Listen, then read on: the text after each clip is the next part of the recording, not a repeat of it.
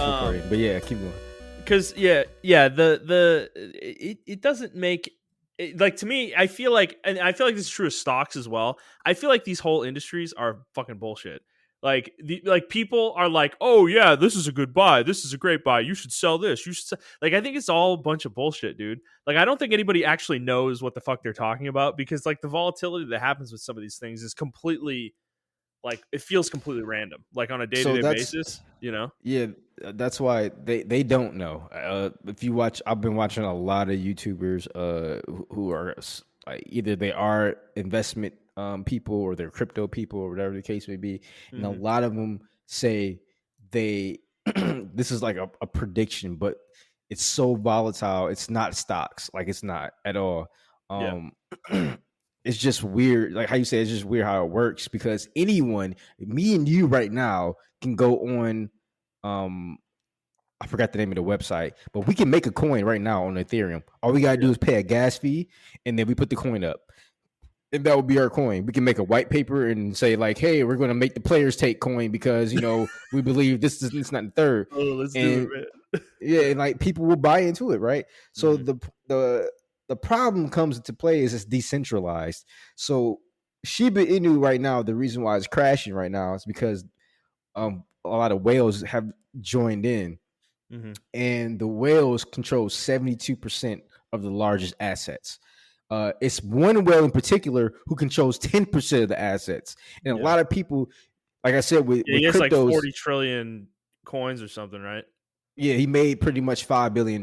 He made up to $6 billion. So he lost $1 billion when everything started to drop. And he started moving his crypto into other wallets, right? So people start seeing that, because you can see that on the addresses, on the blockchain addresses, and you can see he's moving his crypto or whatever, and people started like, oh, he's about to pull out. And if he does pull out, that's a significant amount of fucking ship going right back into circulation. So people still don't know yet, right? And it's just really weird. Like, a lot of crypto people are saying like that's why they would rather the whales do that, like crash the market. That way it's gained so much popularity now that other people will buy into it. So that way only like 0.5% is owned by like everybody, right? Like a lot of people own it or whatever. And the only people that will pretty much benefit off of it is like the little guys, instead of having these huge whales. The problem is we kind of need those whales, like for any crypto based thing. I think the only one that's not really like whale based right now is Bitcoin, because Bitcoin has been mined and it's still being mined and everything like that. But that's a whole different blockchain. The way that blockchain is made is every time a coin is made, it adds another segment to it, if that makes any sense, to find the next coin. So it's going to take longer. So if it took you a minute to find a Bitcoin during mining, the next person that comes along is going to take them 2 minutes. The next person that comes along is going to take them 4 minutes. And then 8 minutes for the next one, 16, 32. And it just keeps going on like that. So that's why you got these huge farms, so that you can minimize that. You can cut corners pretty much. If you have 5 machines mining on one address, then that's essentially like 5 people digging in the same spot looking for more Bitcoin, whatever, and it increases your chances 5 times to get that coin or whatever. So that's what a lot of people are doing. But the thing about Dogecoin is pretty much essentially doing the same thing. You can mine Dogecoin. The thing that I don't like about Dogecoin is, even though there's way less coins in circulation than SHIB, there's an unlimited supply. There's an unlimited supply, exactly. They add, I think, 1.8 billion coins every year is going to get added. Yeah, inherently, it's going to lose value over time because there will be inflation because of the supply of coins. Like, straight up. That's why when the U.S. government is printing bills all the time, that's why there's inflation in the U.S. dollar. Like, pretty much, concept. yeah. So but the reason why people don't believe in SHIB is because SHIB has 5 quadrillion coins in circulation, and they're like, the only way it can reach a cent is if I think the market cap goes up to 3 trillion or something like that. It's like some ridiculous number. Well, it's 550 trillion coins. That's how many are okay. I'm sorry, I thought it was quadrillion. It's probably less than that. There's coin burn happening every day. They have their exchange. Their exchange is set up to burn coins, right? Yeah, exactly. So that's why a lot of people are saying like, yeah, that may be true right now. If you're going by the burn rate right now and what's on the table right now, yes, that is true. It can take up to 10 years for it to reach a cent. But the way things are going, people predict it may be 3 to 5 years if the popularity keeps up. And I don't see it going anywhere because not only do we have the crypto thing going on, but you got big companies getting into NFTs. You got Mm-hmm. Well, everyone's getting we're into gonna talk crypto about that now. later. Yeah. Yes, it the thing I'll say that for later because I think I know because Shibarium or the people who are making Shib, they're like, yo, we have a AAA studio ready to make an NFT game for us or whatever. Mm-hmm. So I think I know who that studio is because I think that ties into what we're going to talk about later. Mm-hmm. But they haven't released any like who it is, but they said they have someone locked down and they're actually working with them. So I don't know. The whole crypto thing when I got my wallet, I really started to see what it's about. I feel like if I had got my wallet really early, Mm-hmm. the gas fees on Ethereum would have been like next to fucking nothing. Um, and people who did buy ship for like $10 in January, or you put $100 in it in January, I think you would be close to a hundred millionaire. Like you have $100 million, or Mm-hmm. some wild shit like that. If you Well, put that's it why early January next that's why I year, wanted to crater so I can get in cheap. you know, yeah, because if it drops back, not to where it was in January, that would be insane. But loses a zero in the wrong direction. At that point, it makes sense to actually maybe put more money into it again because there's room for growth, and that growth is exponential. You know, so yeah, whereas where and we I are right think now, it's unrealistic right now to expect it to give you big returns anymore because I think it is close to its ceiling, at least in the short term. yeah, So. and I think well, a lot of other people are speculating is that whales are like selling, they're controlling the market because Mhm. they do want other currencies to get into it. But they want to buy it at a cheaper price. They're like, yeah, we can get into it, but we need to buy it at a cheaper price. This is not it. Mhm. So I feel like Wall Street is finally getting their hands on like crypto and stuff like that, and that's why we're seeing a lot of this crypto. I think I want to say SHIB is like almost an experiment or like their test Mhm. subject because they Yeah. got in too late with Doggy Coin. I mean, Tesla, Elon Musk already did what he did with that coin.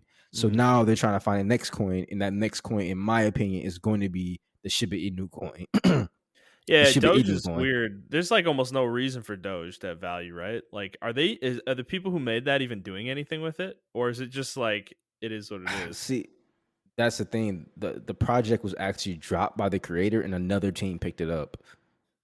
Okay. Because the creator was like, I literally made this as a joke. Like this was a Yeah. joke. What? So Yeah. Right. It's pretty wild. Well, yeah. hi everybody. We started recording in the middle of a crypto conversation. We hope you enjoyed that. So welcome to the Player's Take. This is episode 142. I'm your host, Justin DeSimone, joined as always by my co-host. He was banned on Twitter this week, Montrell Rice. Hey, what's up? I wanted to talk to you about that. Your 12-hour Twitter ban. What did you do? Did they tell Uh you why you were banned? yeah, they were. They banned me instantly, actually. Oh As soon no! as I What did you tweeted, say? What did you say? out. All right, it's a racist term for black people, but I'm black, so I can say it. So we were talking about Naruto, and I get Hmm. really passionate about Naruto and everything of that Yeah, nature. I saw. Um, I saw some of the tweets too. yeah. So someone brought up Itachi, and I'm like, I want to like Itachi, but he's a coon. He's a strong coon, but he's a coon. And Hmm. that's when I got banned. I got banned for saying coon twice in one tweet. Really? Yep. Okay, that's Uh, interesting. yeah. So, and if you don't know what that is, it's pretty much like a traitor of your people or whatever. Uh, I don't even know where the term comes from, but I know that's what it means for like black people. Like not like you don't act black. Yeah. Uh like say if there's like a Black Lives Matter rally, you'll be on the other side like protesting you'll be counter protesting the Black Lives Hmm. Matter, Yeah. some stuff like that. So you got uh banned for that. yes. That's weird, man. Like, cause I mean, the N word gets thrown around all the time on Twitter. Like it's just like a like nothing. and nobody's getting banned I off that. yeah, I don't. I think they've been really loose with that because they understand like that's a lingo that a lot of black people say. So Uh-huh. I think they're really loose with that word. But the other word I use, that's like 100% of a racist term, even though we say it jokingly, like us Mm, black people say it jokingly. But yeah, so okay, so you're saying I shouldn't say that? no, you shouldn't definitely. Okay, Yeah, I'll one keep it hundred in mind. percent. That's Thanks for it. educating me, Montreal. Yeah. I've never thought to use the term, but I didn't know that. So thank Yeah, 100%. you. But yeah, that's why I got banned. So Nice. Well, we're on an adventure today, everybody. We're learning about crypto. Montrell's getting banned on Twitter. It's just been a fun time. But we have a big show today, so I kind of don't want to waste any more time. I say we just get into it. So all for those right. of you, sorry, go ahead. No, I said all right. Okay. So for those of you who haven't listened before, this is our weekly show where we talk about video games, video game news, and other topics pertaining to video games, and sometimes other things like crypto. We post at 6 a.m. Central Time on Fridays on Apple Podcasts, Google Podcasts, Spotify, Stitcher, and your favorite podcast app of choice. And if you'd like to send us questions, please do so on Twitter at The Players Take, or you can send us an email to theplayerstake01@gmail.com, which reminds me, I need to go get a question that was asked of us on Twitter. Montreal, while I do that, why don't you start talking about what you've been playing this week, sir? All right. I've been playing. I've actually only been playing these same three games. I kind of slowed down on Vigor.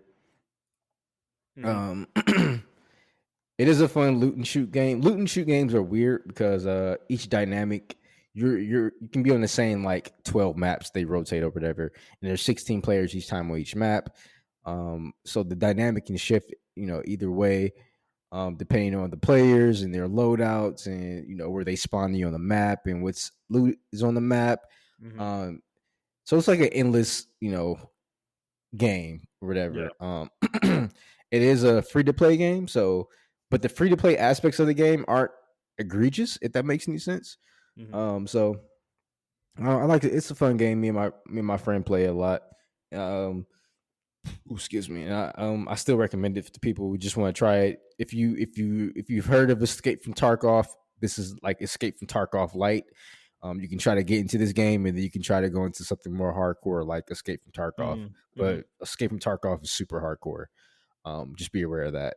Mm-hmm. I've also been playing some more Scarlet Nexus. I was actually kind of wrong about this game. This game does have a little bit deeper combat once you get more into it. You can Mm-hmm. actually uh, unlock more things for your squad. So it pays off to actually do a lot of things for your squad as far as like building up relationships with them and everything of that nature. Because you can actually turn into them in combat, like take over their mind or they become you or whatever. And you can do combos off that and extend your combos. So it is deep. I think Bandai Namco did a really good job in the game. It's just the story is still mad confusing. Because Damn it. like yeah, it is like for example, right? Um, the teams, the brain team or whatever they call it, OSF was pretty much just like the military police that you're a part of. Mm-hmm. They split up because one faction is doing a coup. Um, but like they're still kind of friends with each other. Like everyone's still friends with each other. Like for instance, I had to do a bond mission, which is pretty much like a way to bond and get your bond points up. How you would do on like Persona 5, you'll go out on a date with somebody or something like that. So I had to do a bond mission with somebody. And we went to a cafe, we are eating and everything and talking to shit. And then that was the end of the bond mission. I'm like, okay, cool. Then the next mission, I'm fighting a dude. I'm like, what? So Yeah. uh it's just weird. But each time you do fight them, you don't kill them, right? You just like kind of knock them out, or before their Mm-hmm. health bar even gets to zero, they kind of stop the fight or whatever for cinematic reasons and stuff. So it's just weird. The story is weird. I got to play the other side of the story to really understand it. But I feel like it has a lot of potential. And then I've been playing Apex. I'm really digging the new character. I think Yeah. she is probably the best character they released as far as released characters. Mm-hmm. Probably one of the more balanced characters. I think the only character that was like super balanced when they got released like that was like in recent memory I can remember is Loba. I didn't have any issues with Loba when she got released. I don't remember her being super broken. You can correct me if I'm wrong on that, but yeah, No, she's always been underpowered relative to the rest of the cast. yeah, and Um, even though this one has a lot of utility, this one is a yeah, skill based champion. Like you yeah. really have to know how to use her tack and her Mhm. ult and everything of that I think nature in she's various similar to situations. Fuse. Like Yeah, they're both high skill ceiling characters, and yeah, yeah. yeah, that's I think I'm with you. I like her too. I think she's good. I don't know. I don't know if she's gonna be like a main for me. I gotta play her more. Honestly, I only played her for like 2 hours, so I don't know how I feel about her like quite yet. But she seems good. Like she seems like she's not broken out of the gate the way Seer was or Oh my Valkyrie god, Valkyrie Seer was. Valkyrie was broken as Well, shit. the funny part about Valkyrie is they never did anything to her, dude. Like they Yeah, never you're did right. anything to her. I think we She's just got just as used to broken her. as she was when she came out. She's just like people cooled off on her for some reason. But she's still OP in my opinion. Yeah, that just Steer. like that one game we were playing. Like she Mhm. just got the high ground and fucked us over. Okay, Like yeah. Let's talk about this. The new map. Okay, how do you feel about the new map so far? I'm still 50-50 on it. I Yeah. think it's very vertical.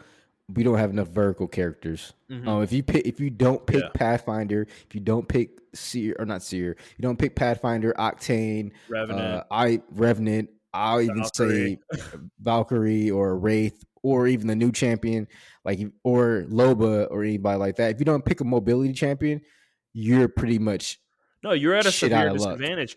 Dude, Yeah. the buildings, so the buildings on this map are too tall. Like most characters can't climb them. So unless you have a way like those characters we just mentioned to scale verticality in some way, you like people can get high ground on you and you can do nothing about it. Like literally nothing. It's interesting, but at the same time annoying. Like we lost matches because of it the other night Yep. when I was playing with you guys, and I'm sorry, but it's like that is not good map design. Like there needs to be a way to get on these some of these buildings, you know, and they've never designed a map like this. Like all the other maps, every building is scalable by everybody. Some characters can do it better than others, faster than others because of some of their skills, but everybody can get on top of the building one way or another, whether it's climbing fucking crates on the side like a plebeian or jumping up with a jump pad or something. These building these buildings, some of them aren't scalable by characters that don't have mobility abilities, like straight up. And to me that's a huge problem. Like it's straight up a Yeah, huge I problem. I always thought it was weird when Revenant got that buff, and I still don't understand that buff to this day. He's Why did fucking he get it? super good on this map now.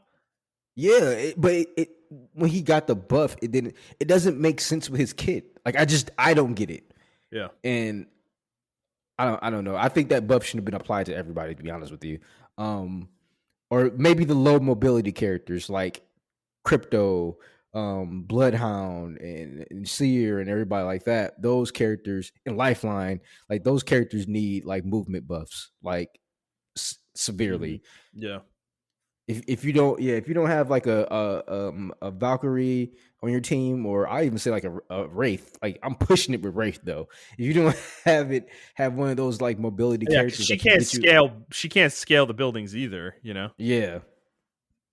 So I don't know. This map makes a lot of characters obsolete. It's Mhm. pretty weird, like you said. I've never really seen a map design like this in any game of this caliber. Like I can compare Yeah. this to like a MOBA or like Fortnite or something like that. Like they never really designed a map where it puts people at a severe disadvantage like that without the characters. So Yeah, it's going to be interesting to see how they're. I think they're going to adjust this map really quickly, especially when I like agree. streamers really start playing the game. Yeah. They're going to adjust this map really quickly. Well, how do you feel about the monster nests? I hate them and love them. So Yeah. I Yeah. love them because you get your armor off of them really quickly and things of that Mhm. nature, and they actually make the world feel more livelier. They do pose a threat. So the way they pose a threat though is me and Andy encountered this, right? We got Mhm. into a firefight with some people, and then Yep. the monsters, we were fighting next to a nest, and then the monsters were attacking us. So I was like constantly like looking at the monsters or running from the monsters and then fighting the people at the same time. So it does add a level of danger to the map. And someone was camping over in another nest. Someone was camping over there, and I followed the prowler to that person, and I actually killed that person. Yeah. So uh, it was almost like what we suggested a long time ago for PUBG. Remember we suggested that, like they put like some kind of Yeah. NPCs on the map or some shit like Yeah. that. It's like that, and I think it's cool. It's just you gotta be more aware of your surroundings. I think honestly, I'm going to say I think all maps should kind of have this Man, feature. that's funny, man. I'm on the opposite side of the spectrum. Maybe I'll like it more as I play the map more. But right Mm, now, I was talking with Andy about this earlier, and we both kind of don't like them because they're just annoying. Like I don't want to have to deal with them in the middle of a firefight, and maybe I'm just being a baby. I don't know, but it's annoying because they do damage. They hit you, they attack you, like they will damage you. So you can't just stand still, and I mean you can't really do that in Apex, anyways. But the thing is like if you're running away from a team and you run into a nest and they shoot at you and hit the nest, the monsters are going to attack you, not them. So yeah, it's like it feels like an anti-camp mechanic, honestly, and that's not a bad thing. But this is a game that already doesn't have campers, so it's not really necessary. Whereas in like PUBG, that would be amazing in PUBG because PUBG is a yeah, camping game. Like getting yep. people out of camping positions would be a humongous like benefit in the game, in my opinion. Whereas here, it just I don't know. It doesn't feel right. It feels annoying, but as I said, I only played like 3 hours on Tuesday with you guys, so I definitely need to play it more. But this map, I will say so far, is definitely not hitting me the way Olympus did. Olympus, I was all about Olympus when it came out. That map was fucking great. I love that map. I still love that map. I think that map is excellent. And it's my favorite map. Whereas yeah, this one I don't know. It's really large too. That's another thing. Oh yeah, I don't like how big it is. Yeah, it's not like Miramar, obviously, from PUBG, but nothing will ever compare to that fucking map. To be fucking honest with you. But for Apex standards, it's really big. And I think mobility on it is not, even with the gravity cannon things, they only shoot in one direction. They're they're like, to me, objectively worse than jump towers, because with jump towers you can choose where you go. With these things you have no choice. You're going in the one direction they point at. So Yes. their usefulness is questionable sometimes. So I think this map is designed for higher skilled players. Like I mean, like obviously like us or whatever. I wouldn't say we're like higher skilled, but we are higher tier players compared to like Hmm. newer players or like average players. Yeah. The reason I say that is because you have to be very aware of your surroundings. Like you said, with the jump towers or the jump cannons rather, they only blast in one direction, and the nest and everything.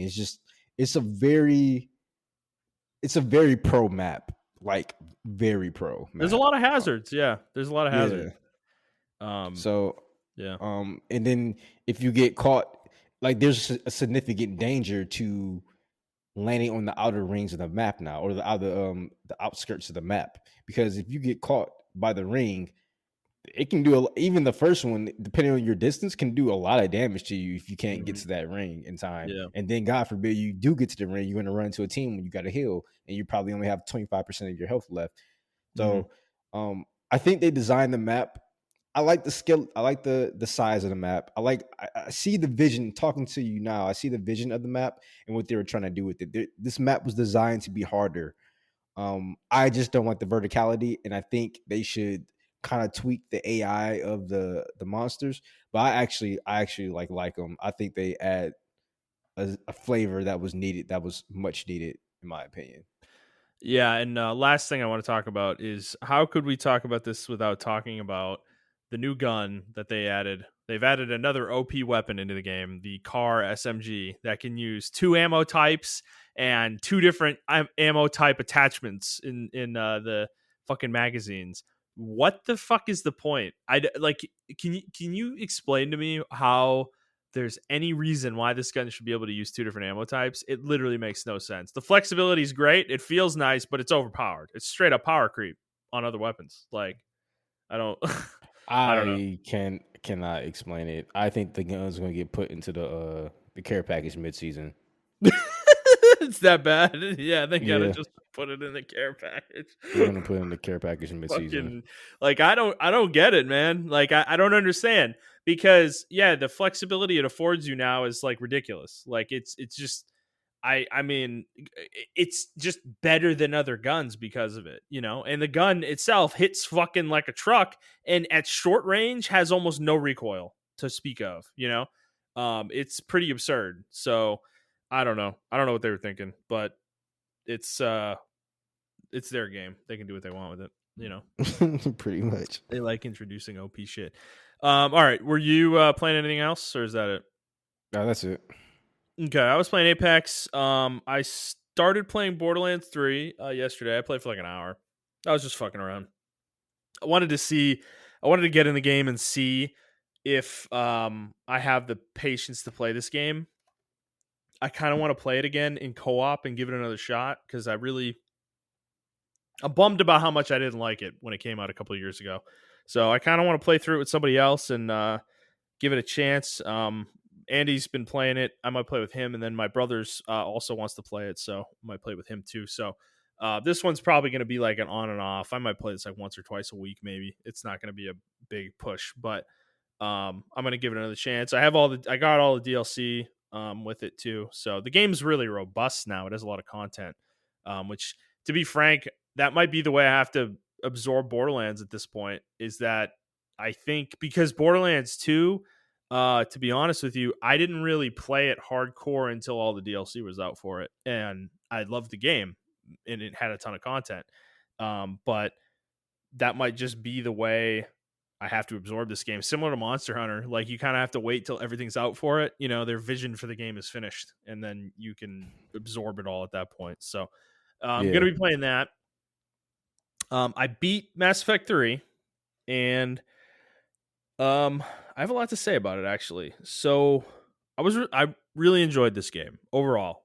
Like highly enjoyed this game much more than my memory of it let me enjoy it. It was a really good game. It's much better gameplay wise than Mass Effect 2 and Mass Effect 1.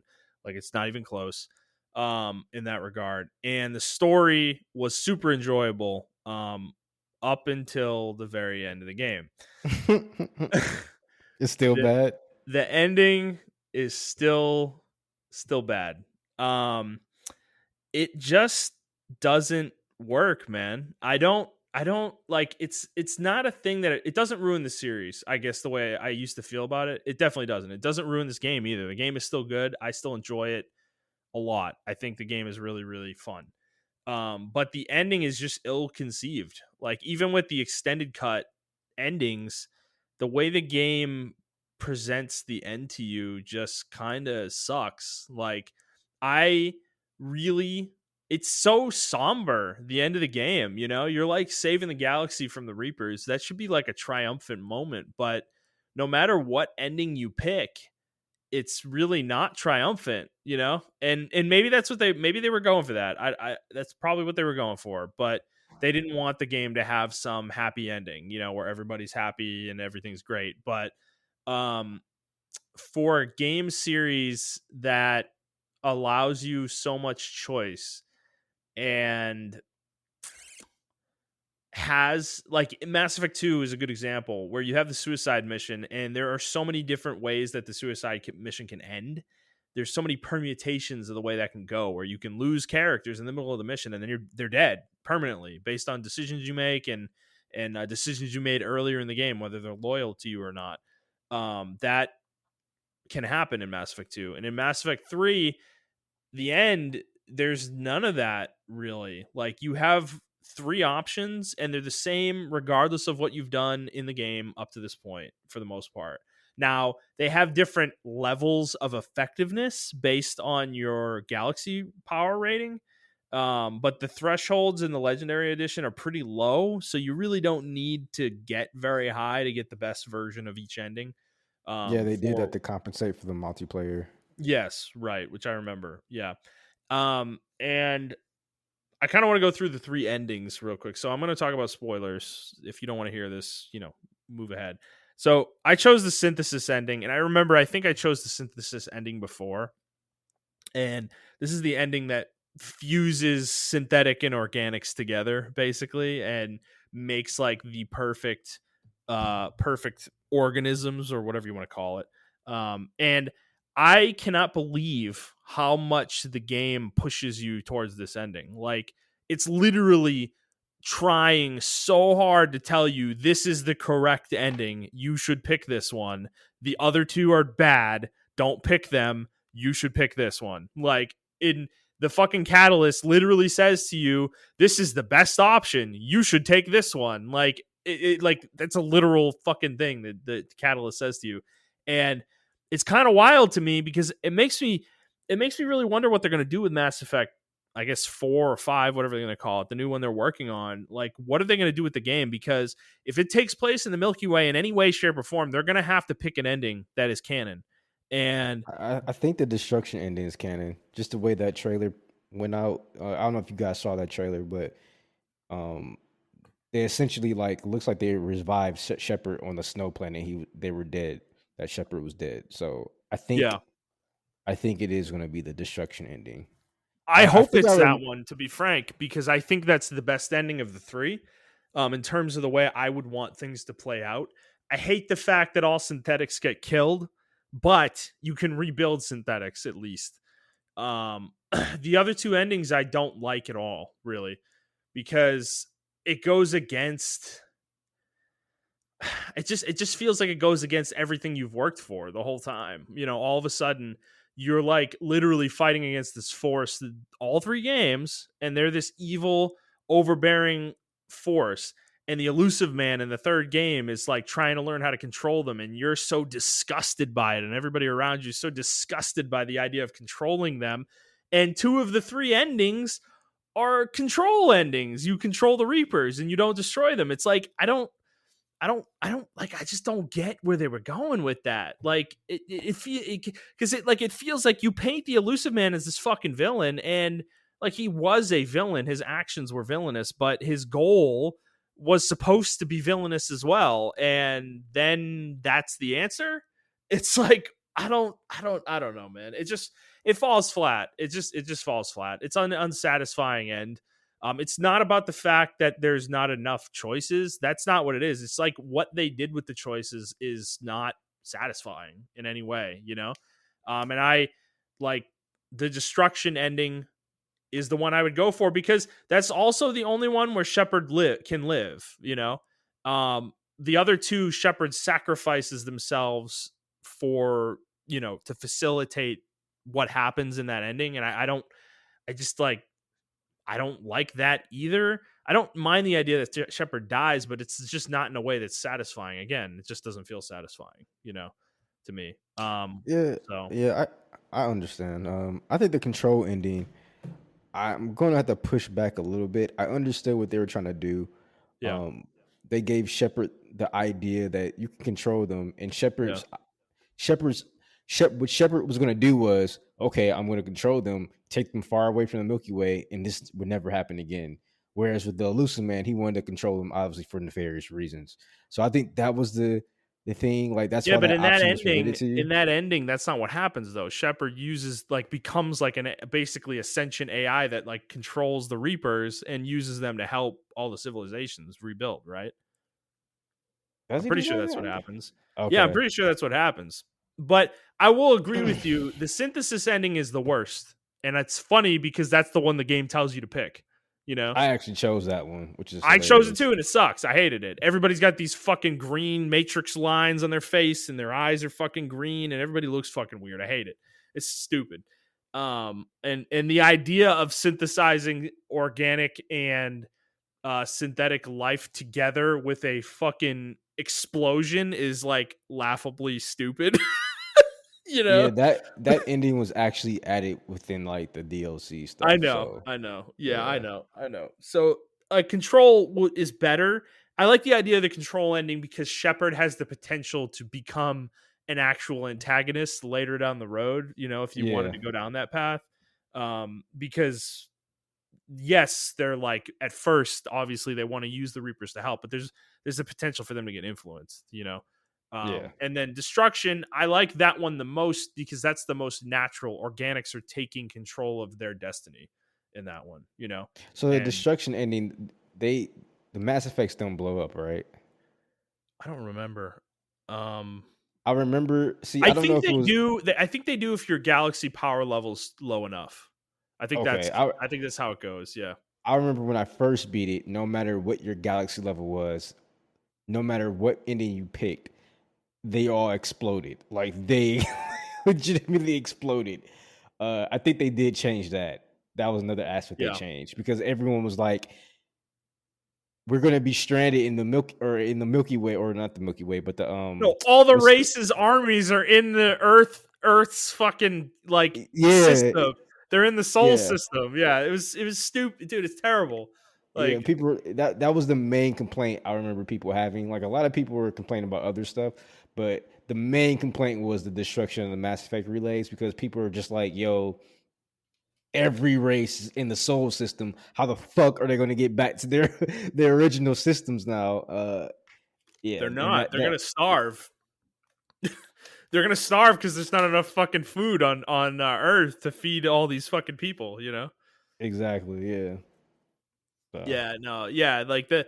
Yeah. So again, the game is good, and I want to talk about other stuff besides the ending. So, um, the endings notwithstanding, the DLCs for Mass Effect 3, great. All yeah, three of them. I love all three of them. I think they're really good. The Omega one's great. Getting to have more time with Arya is awesome.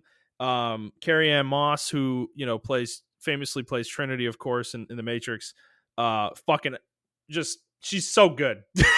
She's such a great fucking actress, dude. Like she's like that character Arya has more presence than almost any other character in the I series did to me. not know that was her. That's Trinity. Yeah, dude. You I didn't didn't know recognize her that. voice? Yeah, No, I man. never knew that was her. That's cool. Bro, oh, go listen. Go like after the podcast. Go listen to some voice lines real quick, and you'll be like, oh my fucking god, When I realized it, I was like, wow, that's why this character hits so hard, like hits so well. Because yeah, she's fucking great. And that's saying a lot because there's a lot of great uh performances in the Mass Effect trilogy. So that's saying a lot. The Leviathan Well, DLC. Sorry, go ahead. no, you're right. You can go ahead. You can go Okay. ahead. Leviathan DLC is probably the worst one to me, but not by much. Like it's still a good DLC. I liked it a lot. It's cool to see the origins of the Reapers, like where they kind of what creatures they came from, but Yeah, and while they it's not take as that mind shape, blowing as it should be. It's just kind of like, okay, well, we already knew yeah, they did this. It's like it's just you see the creature is what it is. So, yeah. um, I think a lot of people don't give credit to like the directors of video games. mhm, 'Cause they had to direct these actors. I mean, people give a lot of credit to the actors, which is warranted, yes. But they need someone to guide them in the booth, and those directors are the ones who guide them in the booth while they're recording. mhm, I think a lot of I think video game directors in general do not get enough shine yeah, because without that direction, a yeah, lot of these actors can do what they want to do. And sometimes that's not the way they want to do it's not the direction they want the character to go.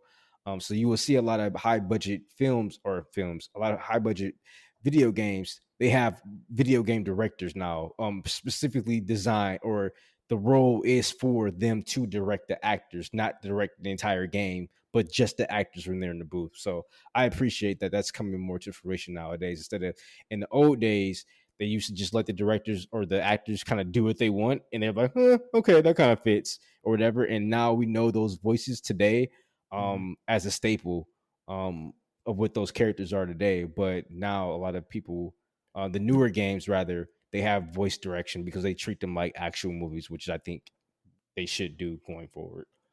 Yeah, and to your point, Arya specifically is like so consistent throughout everything she's in. She's just unrelentingly savage all Yeah, the time, and it's fucking awesome. It's great. She's a great character. She's really cool. So, um, I like both of those DLCs, but the king of the Mass Effect DLC is the Citadel DLC. This DLC is way bigger than I thought it was. and has way more in it, and it's just fucking so fucking cool. The actual story they give you with the missions you do is not that like great on its own per se, but there's a lot of great moments within that DLC. The idea that you're fighting at your own clone is, whatever, who cares? It's silly, zany. It kind of gives them an excuse to make these ridiculous situations happen, and they're funny. Some of them are funny. The real fun though is that you get to see the interactions of your entire crew, including some characters that aren't like playable in this game. Like Kasumi and Rex is involved in the actual mission part. Mhm. And there's just a lot of fun banter between the characters in the missions. But the best part of the DLC though is the party at the end.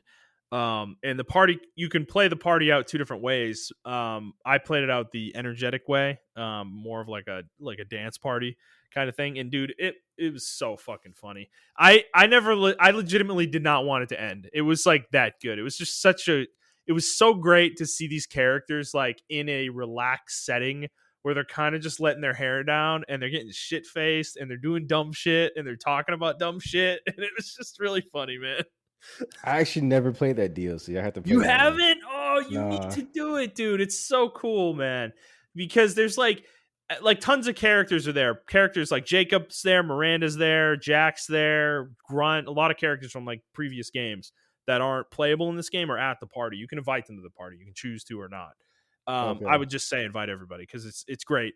Because yeah, like the things will happen where like in the first like there's like three different stages to the party, and like in the first stage, like Grunt and Rex are like kind of trying to fight each other at the beginning, and then the second stage, Grunt's like by himself at the front door telling people who found out you have a party going on that they can't come into the party. It's really funny.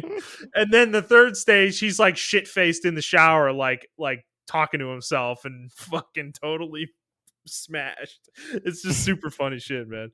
And then like because progressively the characters get more and more drunk, like all of them. So there's some really funny interactions that happen. There's also some really heartfelt ones though too, like Jack and Miranda like kind of come to terms with each other and like are cool with each other as well, which is a cool moment. So I highly recommend it for that specifically.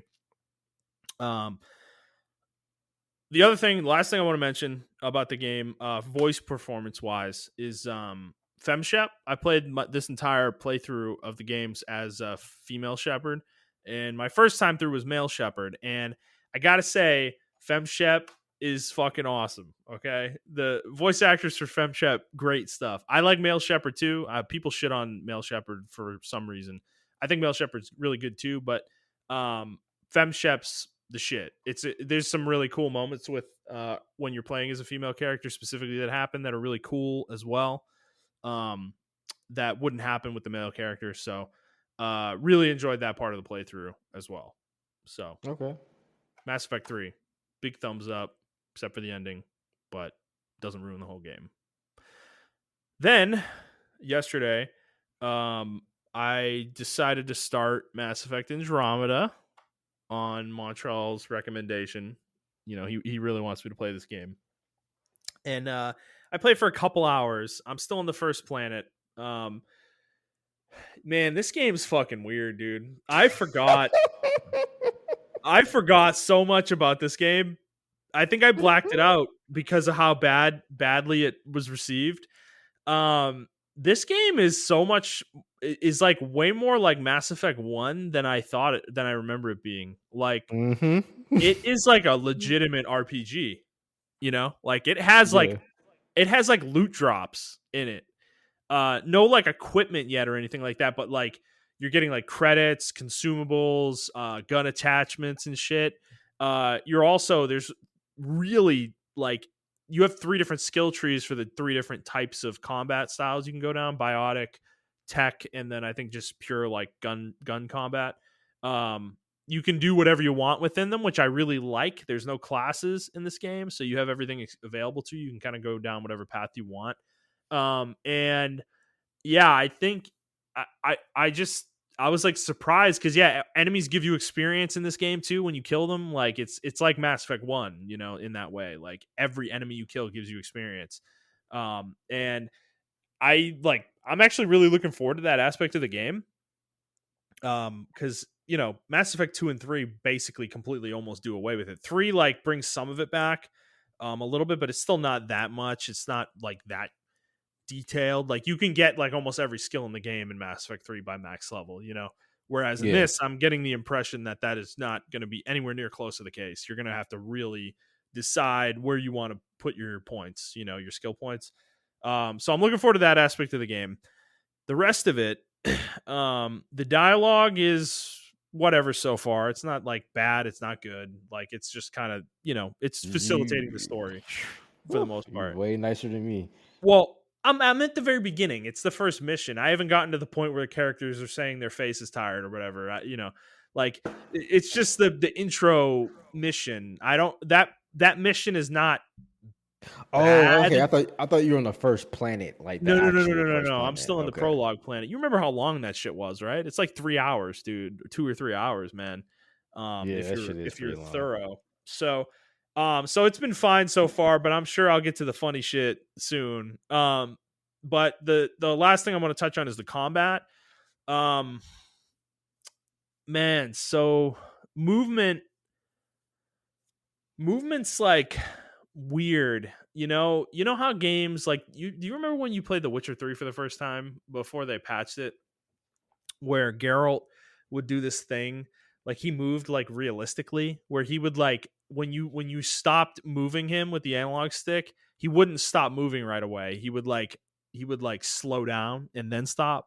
This game does that same thing, and it just annoys the fuck out of me. I need to go see if there's an option to turn it off because it's just it makes movement so clunky because you're like not you don't feel like you're in full control of the character. And in combat, there's no button to go into cover. You just kind of like stick to cover, and the game isn't consistent with it. If there's something in your way, like in front of or next to you or in front of you in cover, you won't go into cover. You'll just keep standing up, and it's fucking annoying as fuck, dude. Yeah, Um, it can be annoying. yeah. That I think that was a design choice. I mean, once you get further in, you'll see Mhm. why.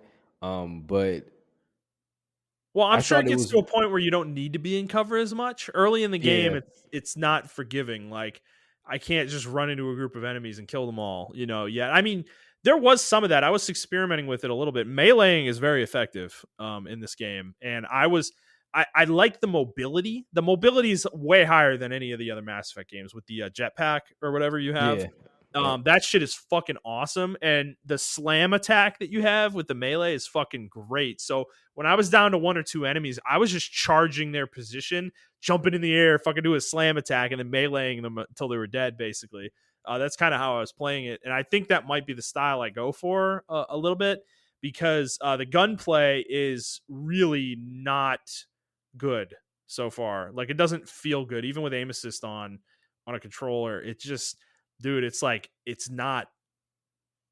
It doesn't control well. You know, the guns that's just don't. interesting. Yeah, I, that's. I I mean, think that's I what I'm feeling so far. I only have one gun yeah, though, the pistol. So yeah. The pistol you know, fucking sucks. So yeah. Well, also it hits like a fucking pea shooter, dude. You have to empty like an entire magazine into an enemy to kill them, even when you're hitting them in the head. It's fucking crazy, dude. So, and that's on normal. I'm not even playing on hard or anything like that. That's like the normal difficulty.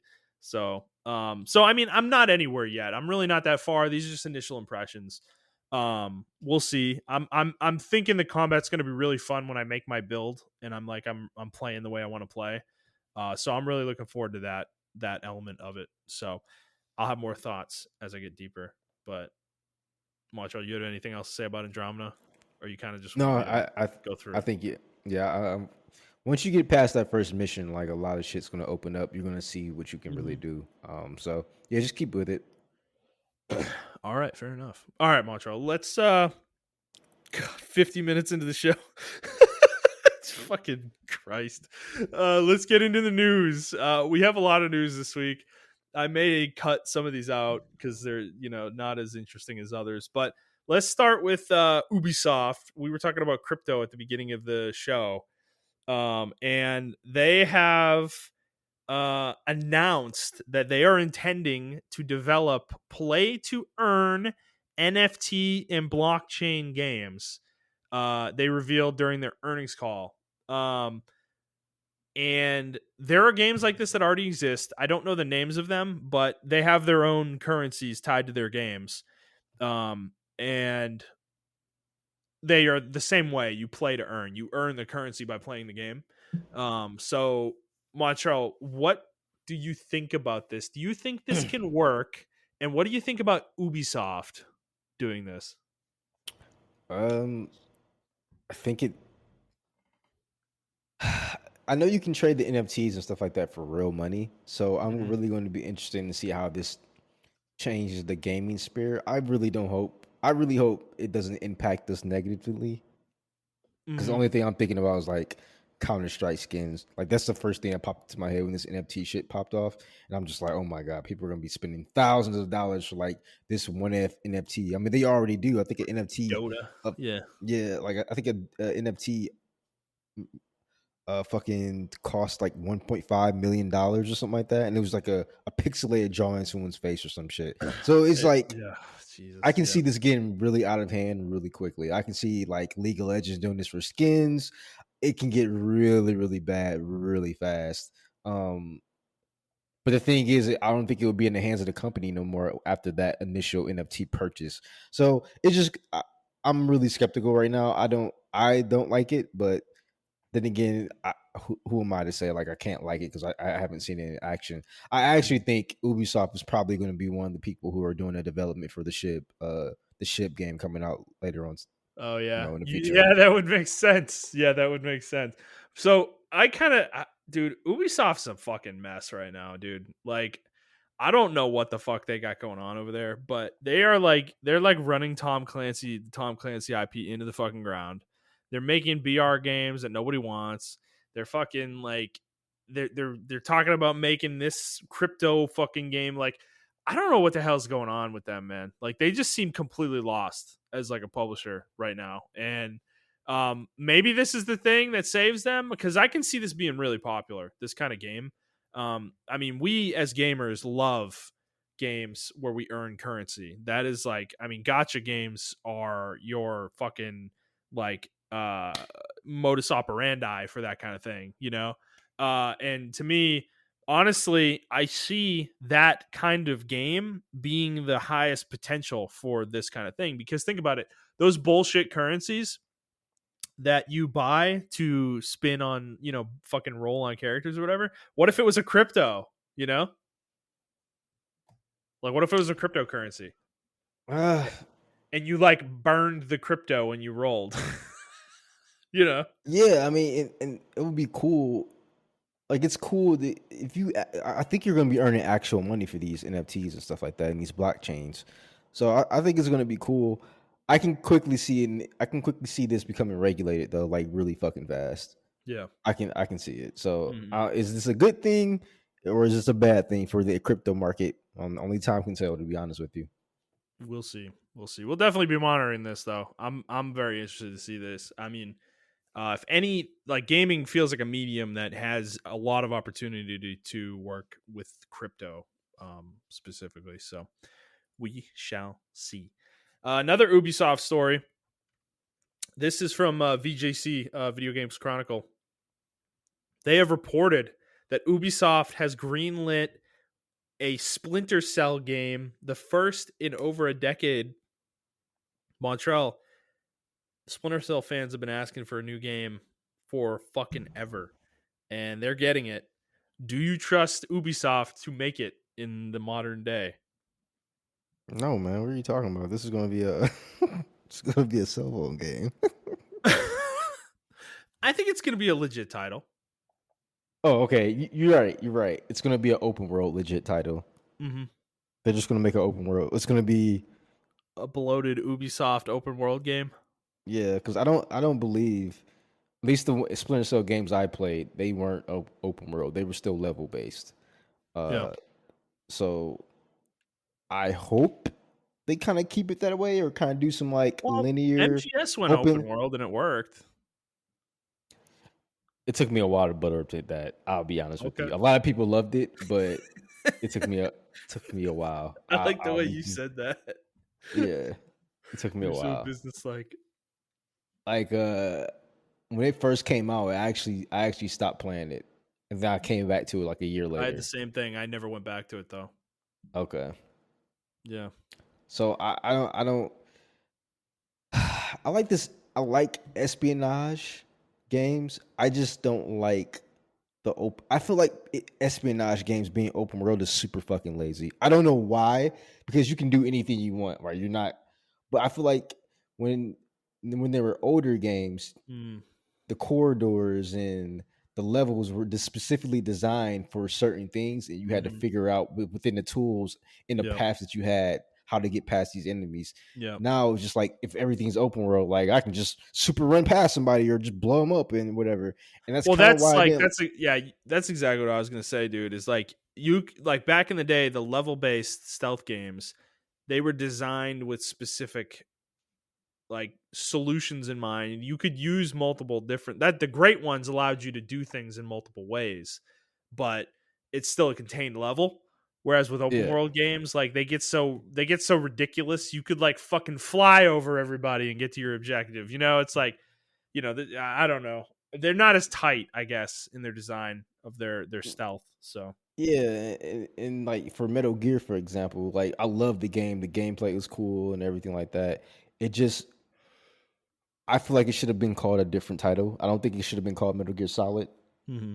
Tactical Espionage, because I can call an attack helicopter on this base and just shoot everybody. Like that's like that's Hmm. what I can do because you have the mechanics to do that now. Um, Yeah. or you can do stealth. I mean, you can go in there stealthily and do different things. And I've seen some crazy shit online of the stuff that people do in stealth for Metal Gear Solid 5.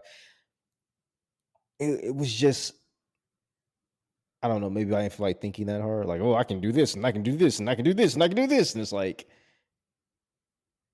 I don't know. It sounds really bad, but it's just like one of those things where I was just like, man, I wish it was kind of like the old times Well, it's where, not what you want in your stealth game. It's almost like they kind of like GTA-ified Metal Gear, where you have all this crazy shit at your disposal, like fucking rocket launchers and shit. And it's like, I mean, MGS One did have a rocket launcher, but you only yeah, used it but it against like was a helicopter. it was still significant. Like if you got caught, right? Like your Yeah, whole thing was to right. be stealthy, and then in this game, I guess instead of being stealthy, you're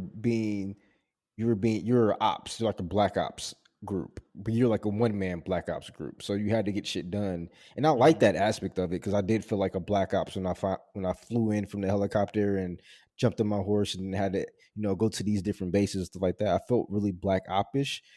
I think Metal Gear 5 would have really this is what can happen.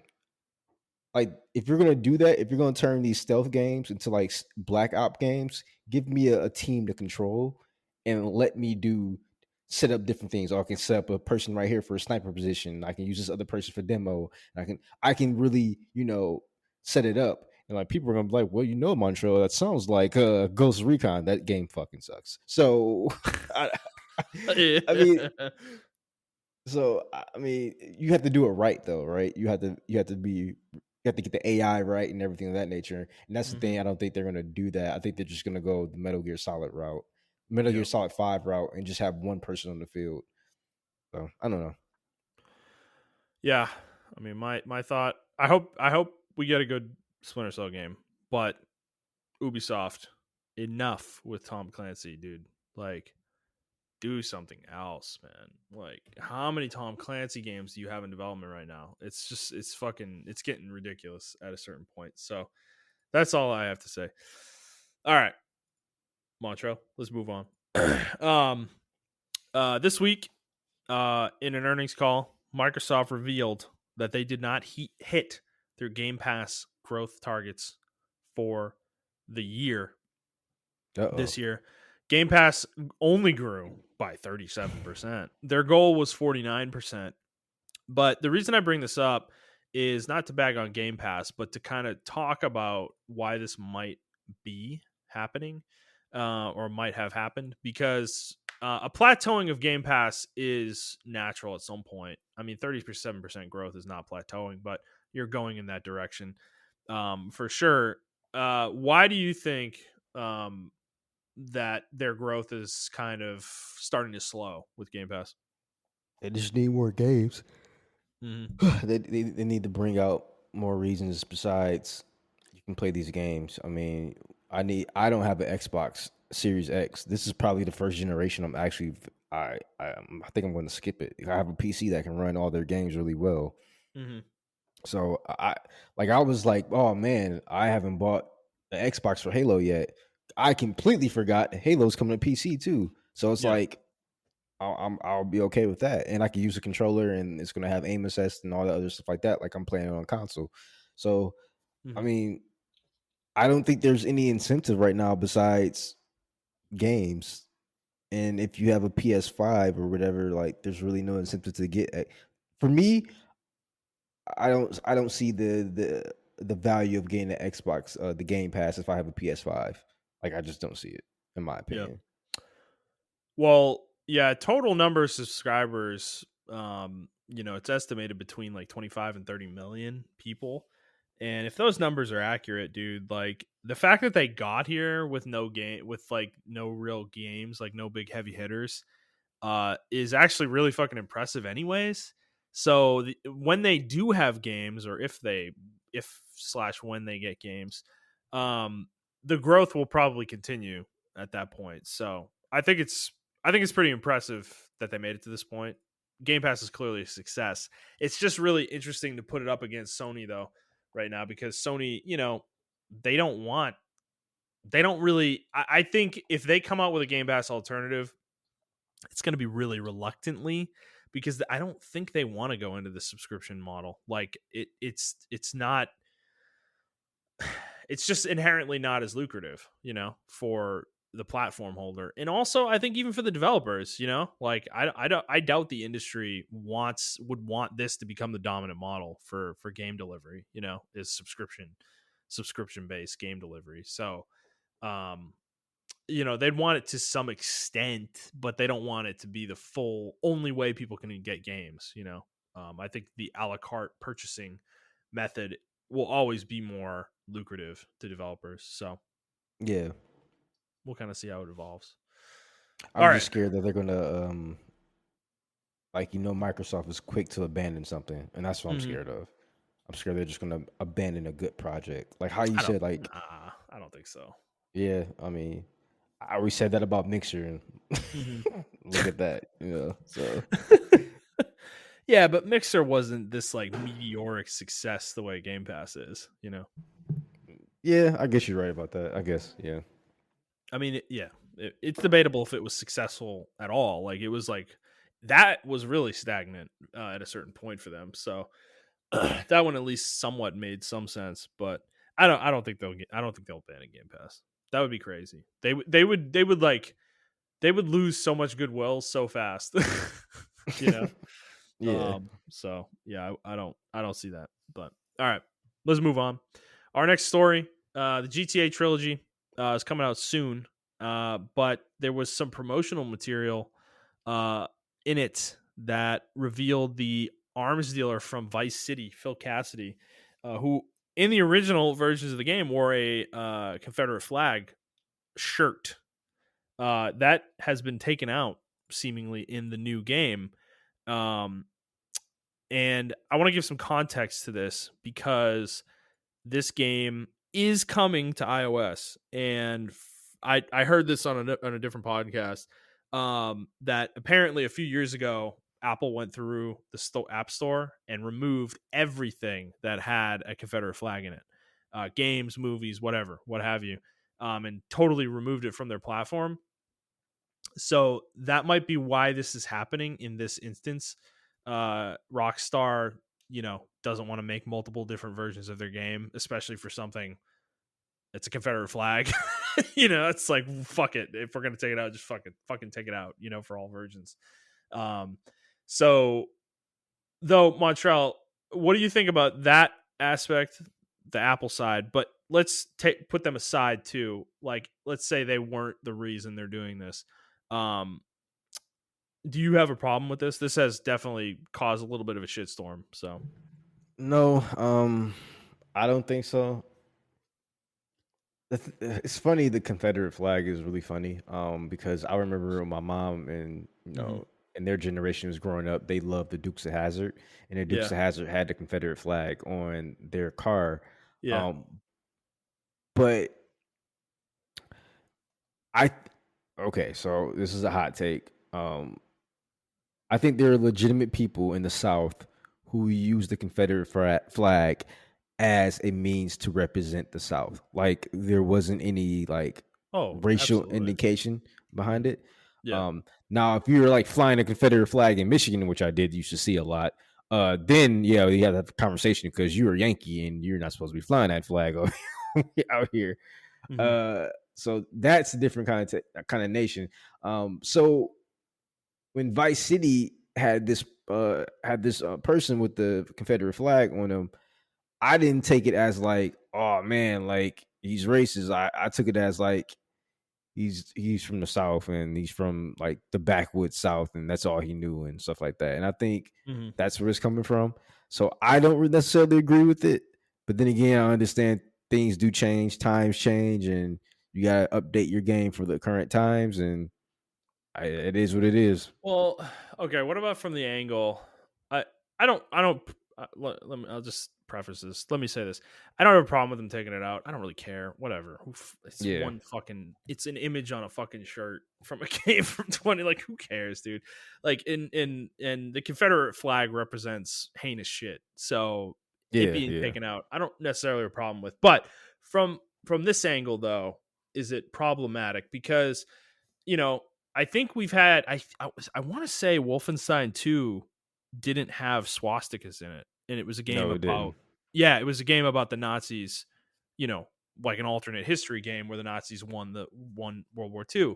And like that is way more extreme than this. Like this is one character, one thing, you know, whereas that's an entire game where symbolism was removed.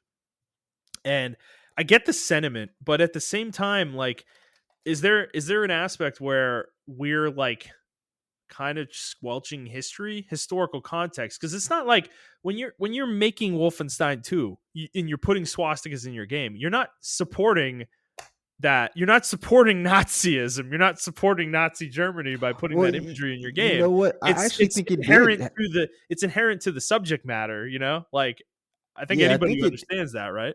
I want to say Wolfenstein actually did do it, and then they got so much blowback. I don't think they removed them though.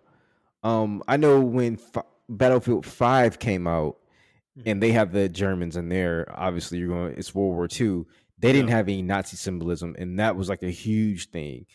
Yeah. Um, because obviously you're fighting the German army, and everything of that nature. And those were obviously under Hitler, and they're Nazis. So uh, yeah, I agree with you though. I don't like the direction we're heading. I think people need to see stuff like that. Yeah. Uh, I, It's more harmless to see it here than in real life. You yeah, like yeah, exactly. I because to think me, like that's a like going person like back. this guy exists. There were real people that are this dude. Like like we've Yeah, both seen it. but not only that, but it's like you have people.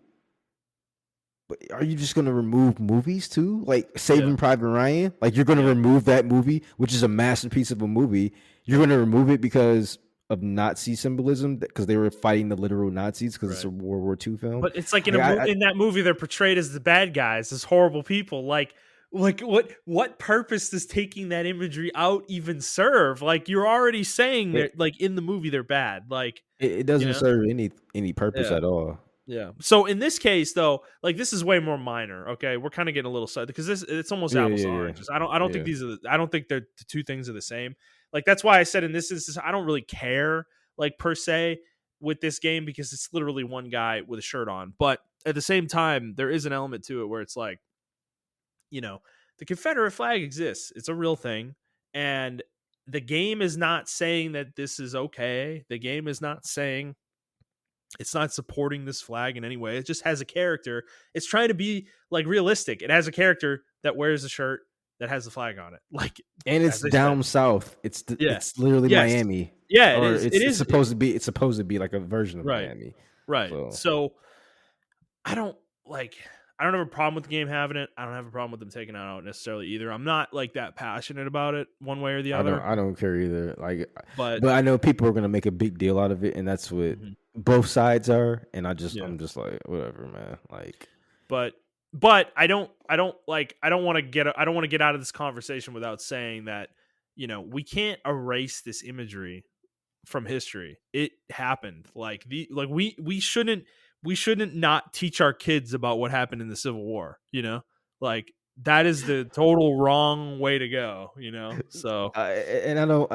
I'm the first person to say I don't want to get political, but it's funny that you say that because like that's what the whole critical race theory thing is, which I don't like the mhm, name critical race theory, but it's literally just teaching kids like, yeah, we came over here and we fucked shit up, and that's what happened. There's no uncensored history's not censored in a yeah, way, right? Like yeah, kids are knowing the nitty gritty, and I feel like kids should know that, so we won't repeat yeah, history.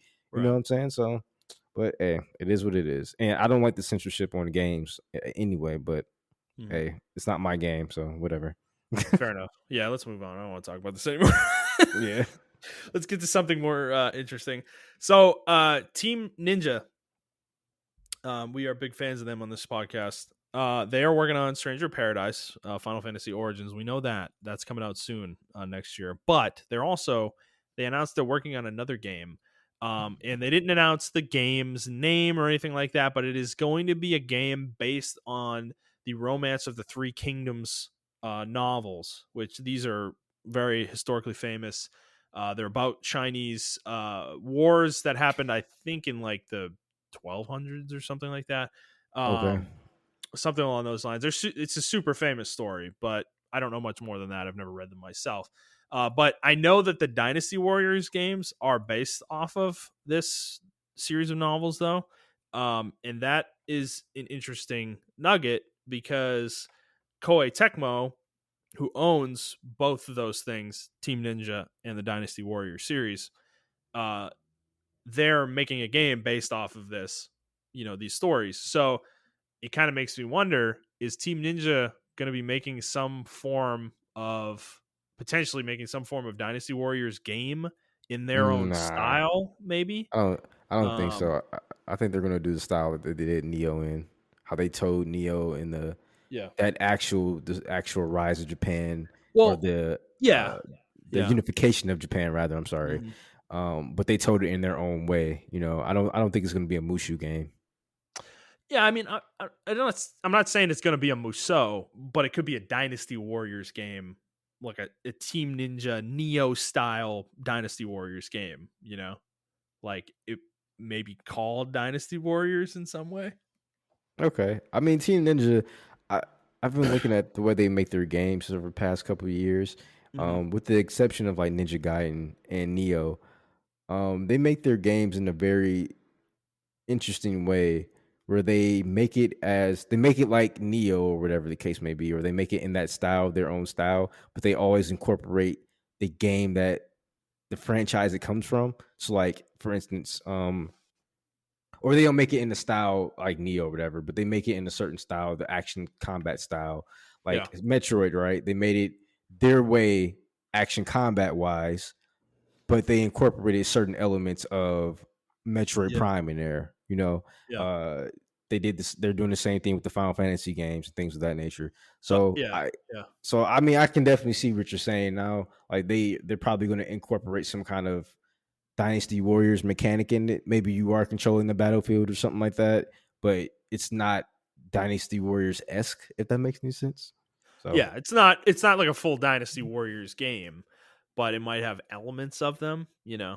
To some yeah, degree, maybe, but maybe not. Maybe this has nothing to do with this, and they're just making their own game within these stories, and they're gonna tell it the way they did with Neo. yeah, That could be the way too. So I could see that. Whatever the case, I'm happy that Team Ninja is thriving. They've got multiple games in the works. They're fucking great. I love their shit. I hope they keep doing more. All right, Yeah. let's move on. This is probably the most exciting thing we're going to talk about, Montrell. This morning, Bandai Namco randomly did they even Talk announce about this? They no, just because I didn't hear nothing about it until DJ texted me. It was like, dude, "Hey, Elden Ring's coming out. Gameplay's coming out in 5 minutes." I'm like, "What?" dude, I think they legit woke up this morning. They're like, "Hey, y'all want to stream the game?" No, they didn't. They definitely prepared this, but they didn't announce it from what I can tell. And so there was an Elden Ring gameplay stream for about 20 minutes today, and they showed a lot of stuff in this game. They showed the open world, they showed the map, they showed gameplay like combat, they showed some story stuff. Montreal, overall, what were your takeaways of this? It's I don't want to sound like a negative Nancy, but then I don't want to overpraise the game either, and then I don't want to compare the games to other games. But I'm going to do all three. So, Oh yeah, let's go. uh, I like the combat of the game. Yeah. I like it because I like Dark Souls, but I hate it because I hate Dark Souls. So I love Dark Souls and I hate it because the combat is really good, but it's one of those like you have to master the game to be like super flashy with it, right? You get to really master, like put hours into it to be super flashy. The game Mhm. wasn't as fast as I wanted it to be. I really wanted it to be like Bloodborne, Sekiro fast. And I don't think it's that fast. Maybe if we see more gameplay. I do, however, like that there are multiple builds in the game. I love that Mhm. aspect of the game. Yeah. Yeah. Um from the exploration aspect of the game, I think that's actually really cool. I hate this comparison with other games, but I'm gonna do it anyway. It's Breath of the Wild esque. Mhm. Oh god. But Yes, Nintendo invented open worlds. no, they didn't. But you can definitely tell, Yeah, yeah, like, yeah. oh, you if you take over this camp, let's craft some weapons before we do it. Like you can do that shit in Mhm. Breath of the Wild and shit like that. So, um, but I like how they have actual fucking dungeons, right? They have dangers in them and shit like that. So it's like they did they did the open world right. I always feel like if Dark Souls went really open world, this is what like essentially what Dark Souls was if it was like completely open world. And I'm actually enjoying it. I actually not enjoying it, but I enjoy what I saw so far. It's still, you know, from software and everything of that nature. Um, but yeah, it's just the negatives for me is it's too Dark Souls like, if that Mhm. makes any sense. It's not Bloodborne's. And I used to be one of those people that were like, "Oh, Dark Souls is the best game ever." Blah blah blah blah. But yeah, I saw the light and I saw Sekiro, not Bloodborne. I don't really. I still don't. I have my thoughts on Bloodborne, but I Sekiro was Mhm. like peak Soulsborne. A lot of people don't consider that game a Soulsborne game, but that was like peak From Software gameplay. Like that was the pinnacle of it, and I was really hoping they went back in that direction with this game. Maybe a little bit lighter on the counter, the deflecting elements and everything of that nature. But Mhm. yeah, it looks like they just went full on Dark Souls and Yeah. threw a little bit of elements of Bloodborne in there. I would rather them go Bloodborne route than Dark Souls, but I Yeah. mean, like Dark Souls is more notable in its sales, so I guess. Mhm. Well, you said it. Sekiro was the pinnacle of their gameplay, and I don't think I, I don't know. I don't know if they're going to be able to achieve that level again because that game is literally perfection. Like from a gameplay standpoint, I don't Yeah, think I've ever played a game that makes that where its gameplay mechanics are so perfectly tuned. Like it's just the game is like it plays perfectly. Like it just there's like nothing. There's almost no flaws in the gameplay side of it. no, Um, he's like right. Even the hitboxes are like it's really fucking fucking nuts, dude. Dude, yeah. the game is so tight that your dodge is based on hitboxes. Like you dodge, there's no invincibility frames with your dodge. Like that's how tight the hitboxes are. So when a weapon hits you in the dodge, you get hit. Like it's not like you have to actually avoid where it's swinging. Yeah. So I'm a little bit probably more positive than you, I guess. I see like flashes of Sekiro in this. You know, you can like jump in this game. Mobility's a lot it seems a lot higher than Hmm. what Souls has had before Sekiro. So I'm excited in that regard. The build stuff that you talked about definitely looks cool. There's like dual wielding is in the game. I'm pretty sure Dark Souls 3 had dual wielding, but I never got to the point where I could do it in that game. Yeah. Yep. So there's like these like spirit pets you can summon and shit too. So it seems like the game's going to be a little bit more open in regards to and Souls, from what I know, anyways, is pretty open with builds, anyways. But it just Yeah, seems it like they're is. continuing that element of the series, for sure. In terms of aesthetic, I kind of feel like in like world design, I kind of get like Demon Souls vibes from this game a little bit, where Okay. it has I like can a see Dark that. Souls. It has a Dark Souls aesthetic, but it feels like a Demon Souls world, if you get what I mean there. Yeah. You know, Yeah, I do. because there's like this concept of the fog or whatever, which is in literally in Demon Souls. You know, that same idea where there's like a part of like the world is enveloped in a fog, and there's like a spot um, that's in the middle of it where it's like actually livable, but that's where all the demons are and shit. So that's like the only place that's like left in the world. So I don't know if this is the same thing here, but they mentioned that kind of concept. So and the enemies kind of have some demon souls-ish looks to them. They're not completely just total grotesque monstrosities like they are in Dark Souls. Some of them are. There's definitely some of that for sure. But so I'm seeing a lot of that. I don't know. It looks good. The exploration aspect to me, I think, is the most exciting part of the game, Yeah, for because sure. that means that the combat is broken up now, where it's not just constant stress. And that's always been a big deterrent for me with Soulsborne games, is that the game never has any chill. Like there's never a chill moment in these games. And that's true of Neo, that's true of Bloodborne, that's true of Dark Souls, Demon Souls, all of them. There's no like come down moment in these games. Like it's always like there's always another enemy lurking around the corner. Whereas in an open world like this, there's going to be a lot of nooks and crannies where there's nothing there. There's no Yeah. enemies there. There's going to be a lot of quiet moments that you can probably have where you're just kind of running around gathering things for crafting purposes or whatever. So that element is welcome to me, because that is the biggest barrier to entry for Soulsborne games, is that stress level that the games have. And I think that's why a lot of people don't like these games, is because they do not let you take a break, for the most part. You are just like the game is just constant fighting in combat, So that's a cool element to see. And then co-op, they mentioned co-op a little bit.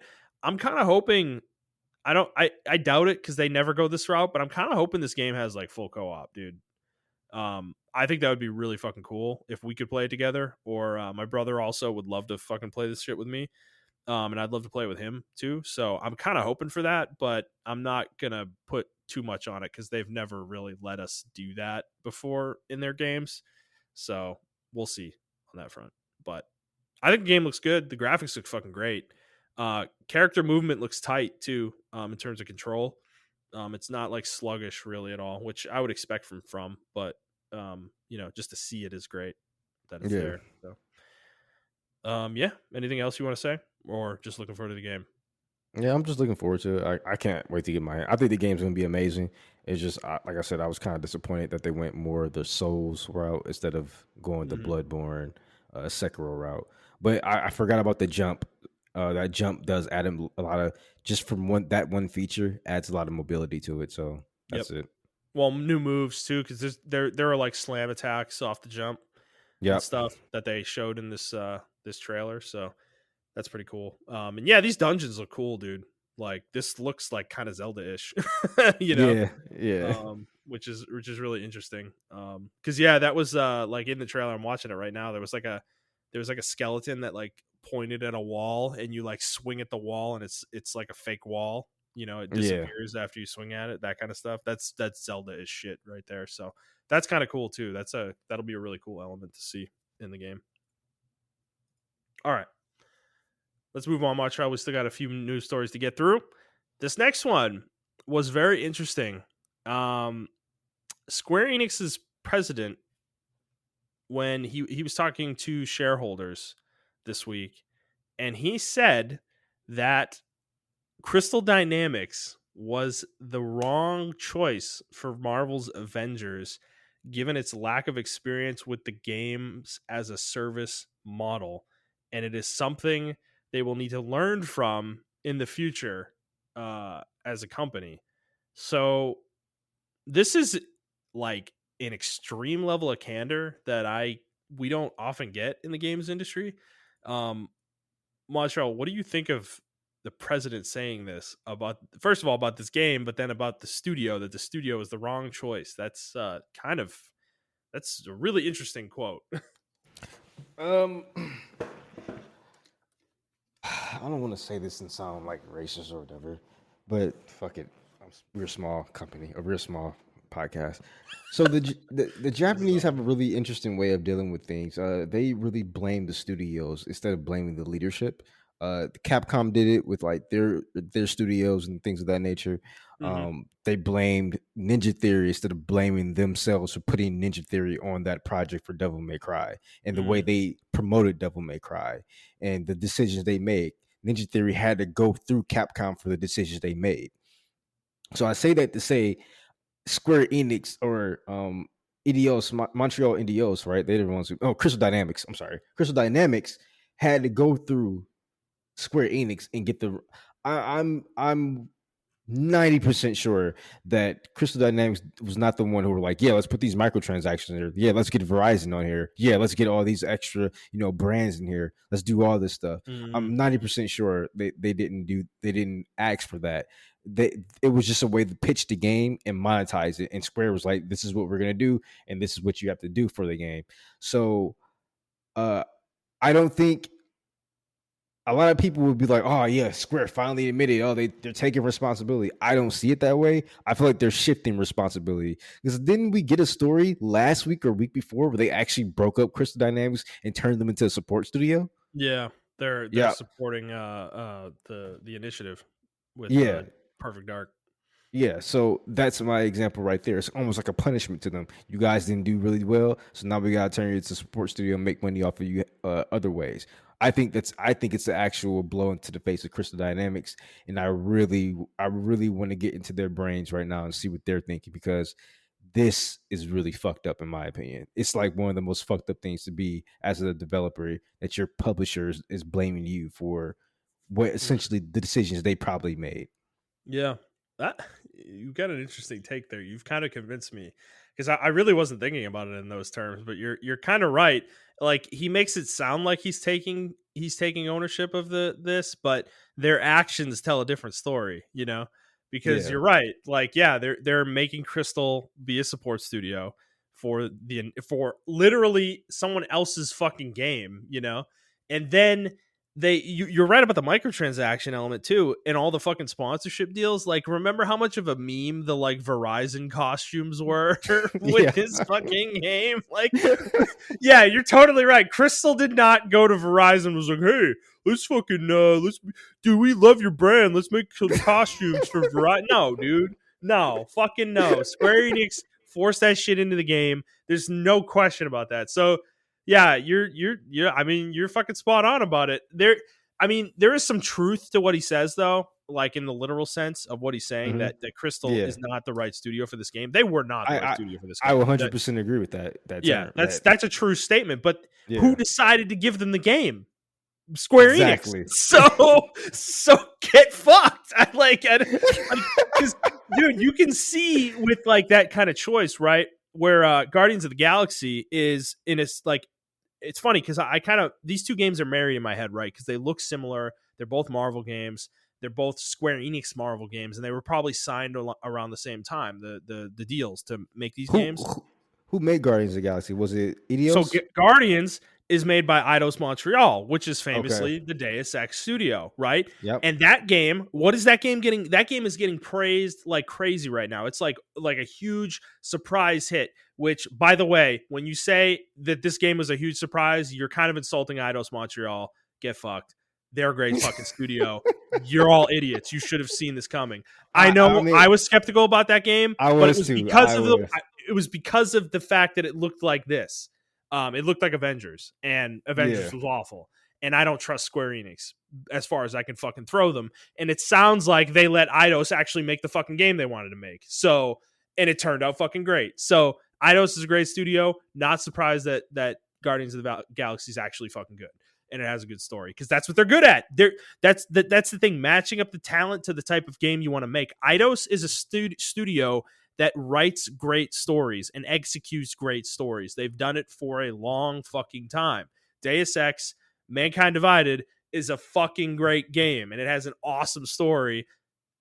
And what a surprise! They make a story-based game, and it's fucking great. Like, what a surprise! So then you take Crystal, and you're like, oh, they made 3 single-player Tomb Raider games. Let's make them make a live service game with microtransactions. Yeah, that makes a lot of fucking sense.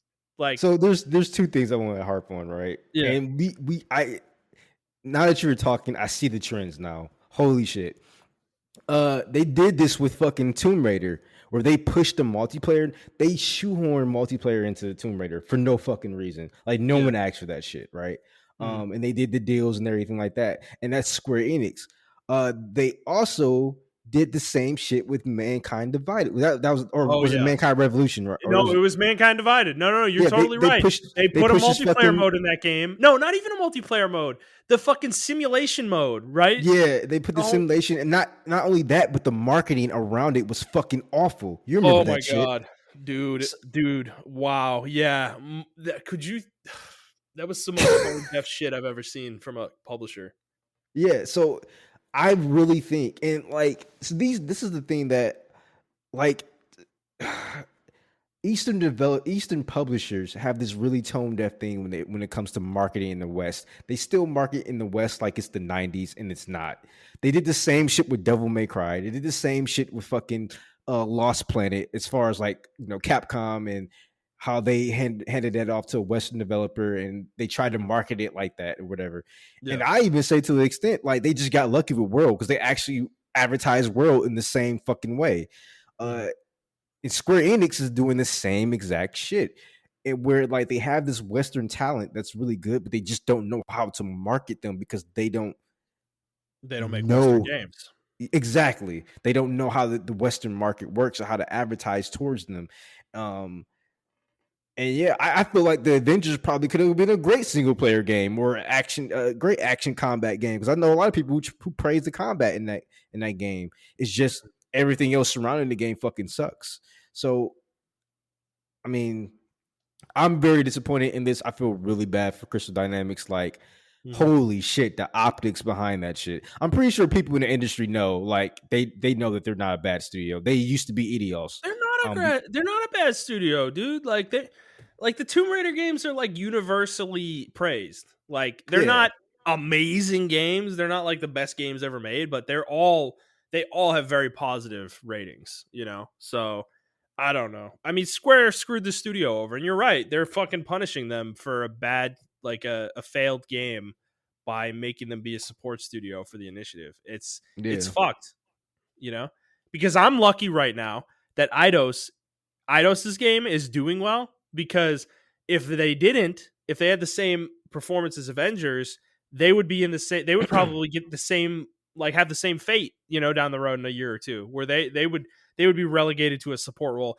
The fact that Guardians is doing so well gives me hope that they might greenlight another Deus Ex game. Like, yeah. actually give Eidos a chance to finish that fucking trilogy that they started in like 2007.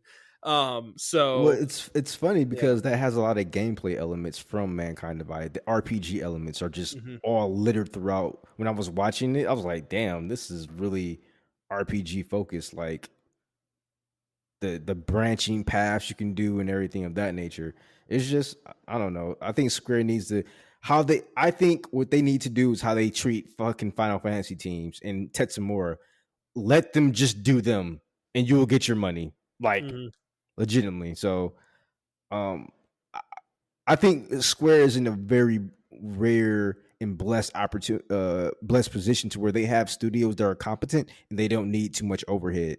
The problem is they really don't trust their Western studios. And then I feel like it's the opposite for their Eastern studios. They just have too much trust in them because look at Kingdom Hearts 3. But anyway, let's not get into that.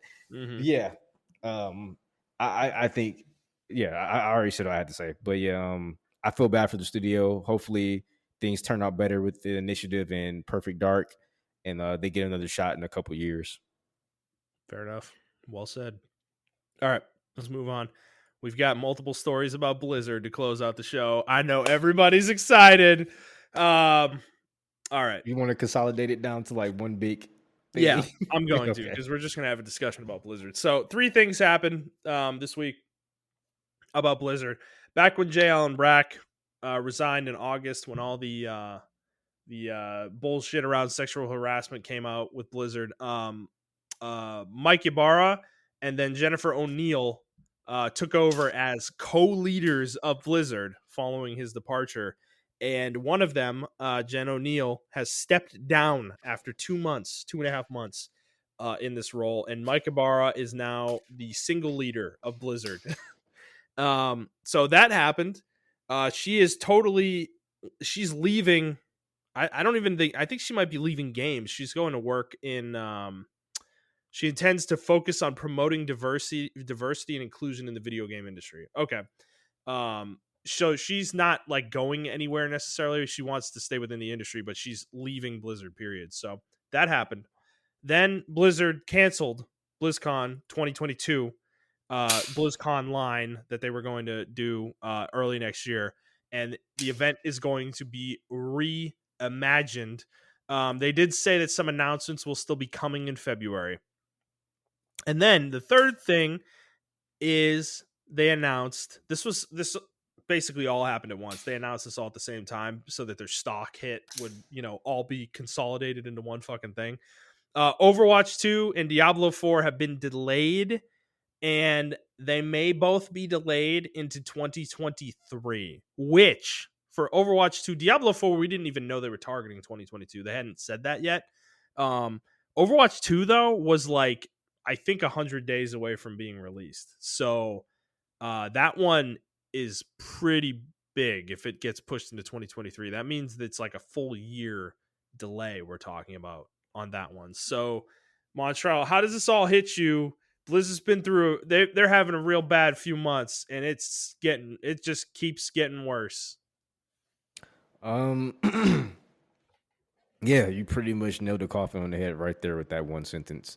They had a pretty bad few months, and it just keeps getting worse. I don't know what the fuck this company's going to do. It's the only game they have that they have to eat on right now, in my opinion, is WoW, and I'm talking about classic.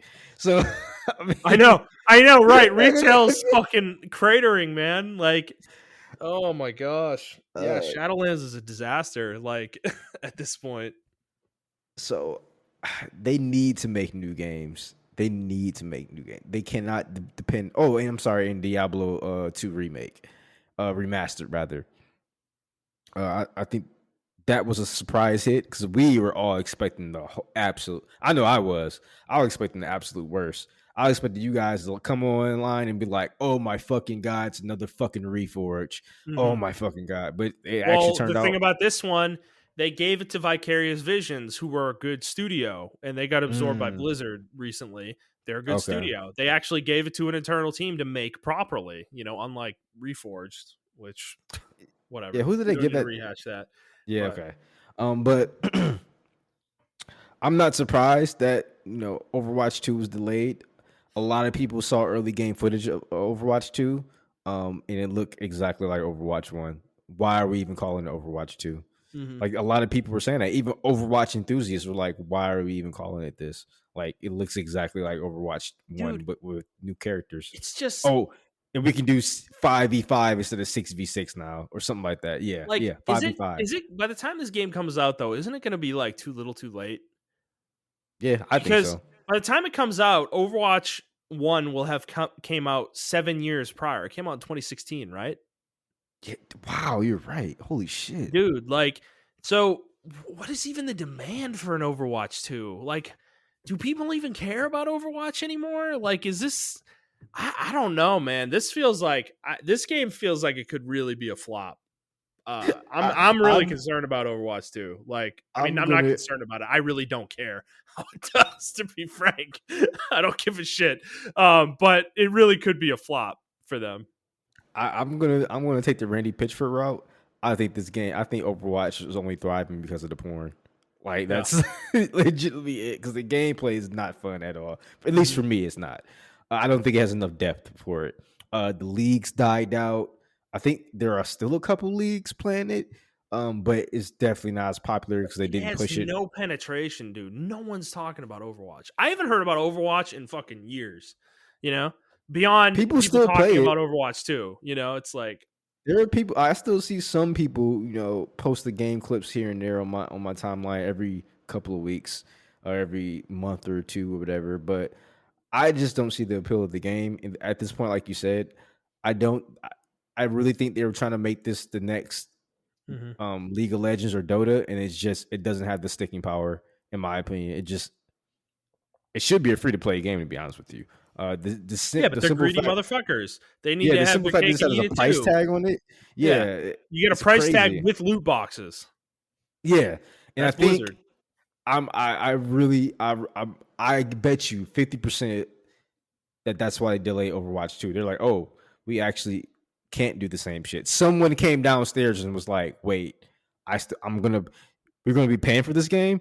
Yeah, we're gonna pay charge $60 for it. Well, the other Why are question there is, still loot boxes in the game? I don't yeah, what. yeah. The other question is like, is this game going to have a single player campaign? Because it should. That was a I don't think it big is. that was a big issue with Overwatch 1. That was like one of the biggest criticisms of that game is that it didn't have enough content at launch. It had nothing. It had like 4 maps and like 12 characters or some shit. You know, that was the game. That was it. There was nothing else. Like the game had no content. That's why it fell off on me so hard because it was like the same 4 fucking maps where you're guiding this stupid little fucking tank or whatever the fuck you're doing in the game.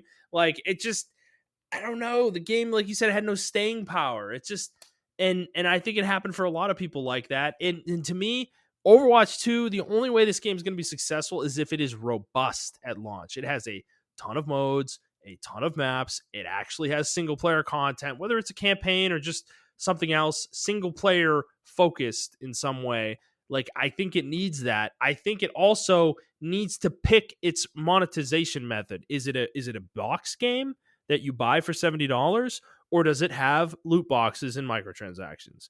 You need to pick one or the other. I don't think you can do both. I think if You they do can't. both, they're going to kill it. Yeah, at this point you can't. Like we've come so far since 2016. I mean, look at Star Wars Battlefront 2. They got killed for charging players and then charging players. The only way it works now is if you are a free to play game, people will let it go. Like look at Mhm. Apex Legends. Yeah. So Well, also, break it off from Overwatch 1. They need to make that decision. I know that's going to piss a lot of people off, but the idea that it's going to be compatible with Overwatch 1 is just no. Kill it. Sorry. That might be why they're delaying it because to me, that's the only way this game survives. If it's compatible with Overwatch 1, why would I play it? If I'm going to get all the characters that come to Overwatch 2 and Overwatch 1, why would I buy Overwatch 2 if I still like Overwatch 1? Like there's no reason to. None.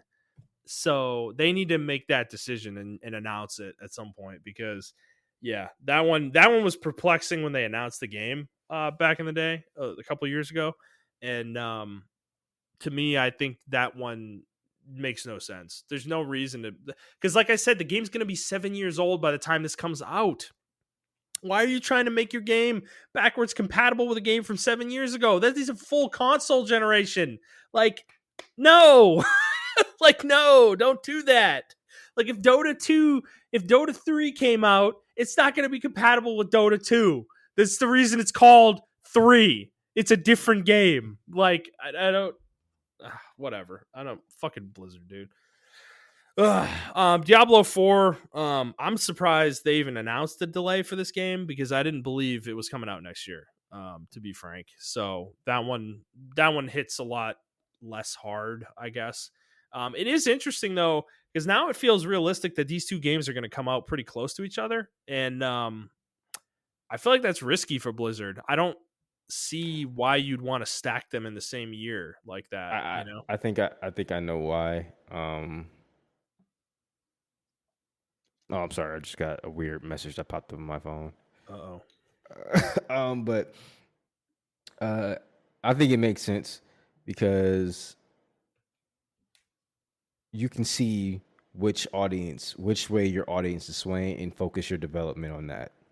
If the Mm, audience is swaying towards Diablo, then you know we need to start going back towards IPs that focus more on Diablo, like your mm, StarCrafts, your World of Warcrafts, and everything of that mhm, nature. Maybe some new IPs or something like that. It's mhm. Overwatch. Then we need to take the direction of Blizzard in that direction. It's going to be a. I think 2023 is going to be a deciding factor, and it's going to be a split road for Blizzard in deciding where they should go from here. Because Yeah, right I think now, that I makes feel sense. Yeah, yeah, I feel like right now they're designing games for two different audiences, and I they don't are. think they have the bandwidth. They may have the manpower and the money. I just don't think they have the bandwidth right now, like mentally for that type of atmosphere within in their studios. They don't have the design chops to do this. I'm sorry. There you go. There you go. I'm being brutally honest with you. They as a designing like a game design company, they are woefully inept at designing games right now. And to me, Overwatch is the perfect example of why. And modern World of Warcraft is the other example of why. They don't make games that are deep anymore, and they remove depth from their games. Diablo 3 is another example. They just remove depth. They remove complexity from their games. They want their games to be accessible, maximum accessibility. What that's created over the years for Blizzard, though, is this lack of ability to make things that are deep anymore. They like struggle to make games that are deep. Like they're bad at it. They're not good at it. They don't know what makes a good game like anymore. And to me, that's like to your point about them trying to appeal to two different audiences with these games. One of these games is going to fail, and I think it's going to be Overwatch 2, and I think that is extremely obvious because Overwatch 1 didn't have like sure it sold like crazy, but it didn't have the staying power and the penetration that I think they thought it would. And that's because of the gameplay. Gameplay is what keeps people playing. It's not your bullshit dailies. It's not your fucking reward systems. It's gameplay. Is your game fucking fun? The reason Montrell plays League is because League is fucking fun. Like To it's a me, fun to game to me, play. No, it is though. It's a well-made game. It has deep mechanics. It's fun. Like, yeah, some people aren't gonna find it fun. I understand that, but yeah, that's my yeah. point. It appeals widely because it's a well-made game with mechanics that make sense that work well together. Overwatch doesn't appeal to a wide audience because for the opposite reasons. It has like shallow mechanics. It's a shallow game to play. It's not You can you can satisfying do at deep crazy level. shit in that game. You can, but like you said, I don't. To what end though? Like, Yeah, you're like why? they Who that and cares? that's Like, the I think that's the point because I just don't want to shit on Overwatch, right? mhm, I loved the game when it first came out. I enjoyed playing it because me and DJ when we lived with each other, mhm. like we used to play that shit all the fucking time. It was really fucking fun. But for me, I wanted more out of it, and like in DJ, he doesn't like League of Legends, right? Because it's not that type of game. It's too deep. If for instance, right, like you remember us talking to him about like League of Legends and is whereas a team fight for or team Team fight fight tactic. tactics. Yeah. I think that's super deep, in my opinion. The way he was explaining, I'm like, what the fuck are you talking about, bro? Mhm. But like, it was a level of complexity that he was able to go to, right? But I feel like Overwatch doesn't even have that level of complexity. Well, Like think about the it, game. Think about the way the game evolved. Did the game ever evolve? Like, think about Apex, right? As much as we get annoyed about it sometimes, like at least they're trying to evolve the game mechanically, right? The new map is different. It has new stuff on it that is different from the other maps and changes the way you have to play the game. Overwatch, does Overwatch do that? Like, I don't feel like it, you know? The maps, like they have new maps and new characters, yeah, sure, but did they change the game in a moment to moment way? Probably not really, not from what I've seen. So, yeah, I don't know. And so going back to the point about releasing them both at the same year, I think it does make sense in another way is that if Overwatch 2 will come out first. If it flops, Diablo 4 will save them financially. It'll make their year look good because Oh, yeah, Diablo 100. 4 is percent going to be a fucking smash, absolute smash hit. I'm going to guarantee you that right fucking now. Like, Yeah, absolutely. so. There's no way that game's gonna flop. Like even Mhm, if like yeah, there's just no way that game's gonna flop. I'm sorry. The name alone carries it. mhm, Diablo is well known even by people who don't even know what Diablo is, or never played it or don't like the isometric ARPG games. mhm.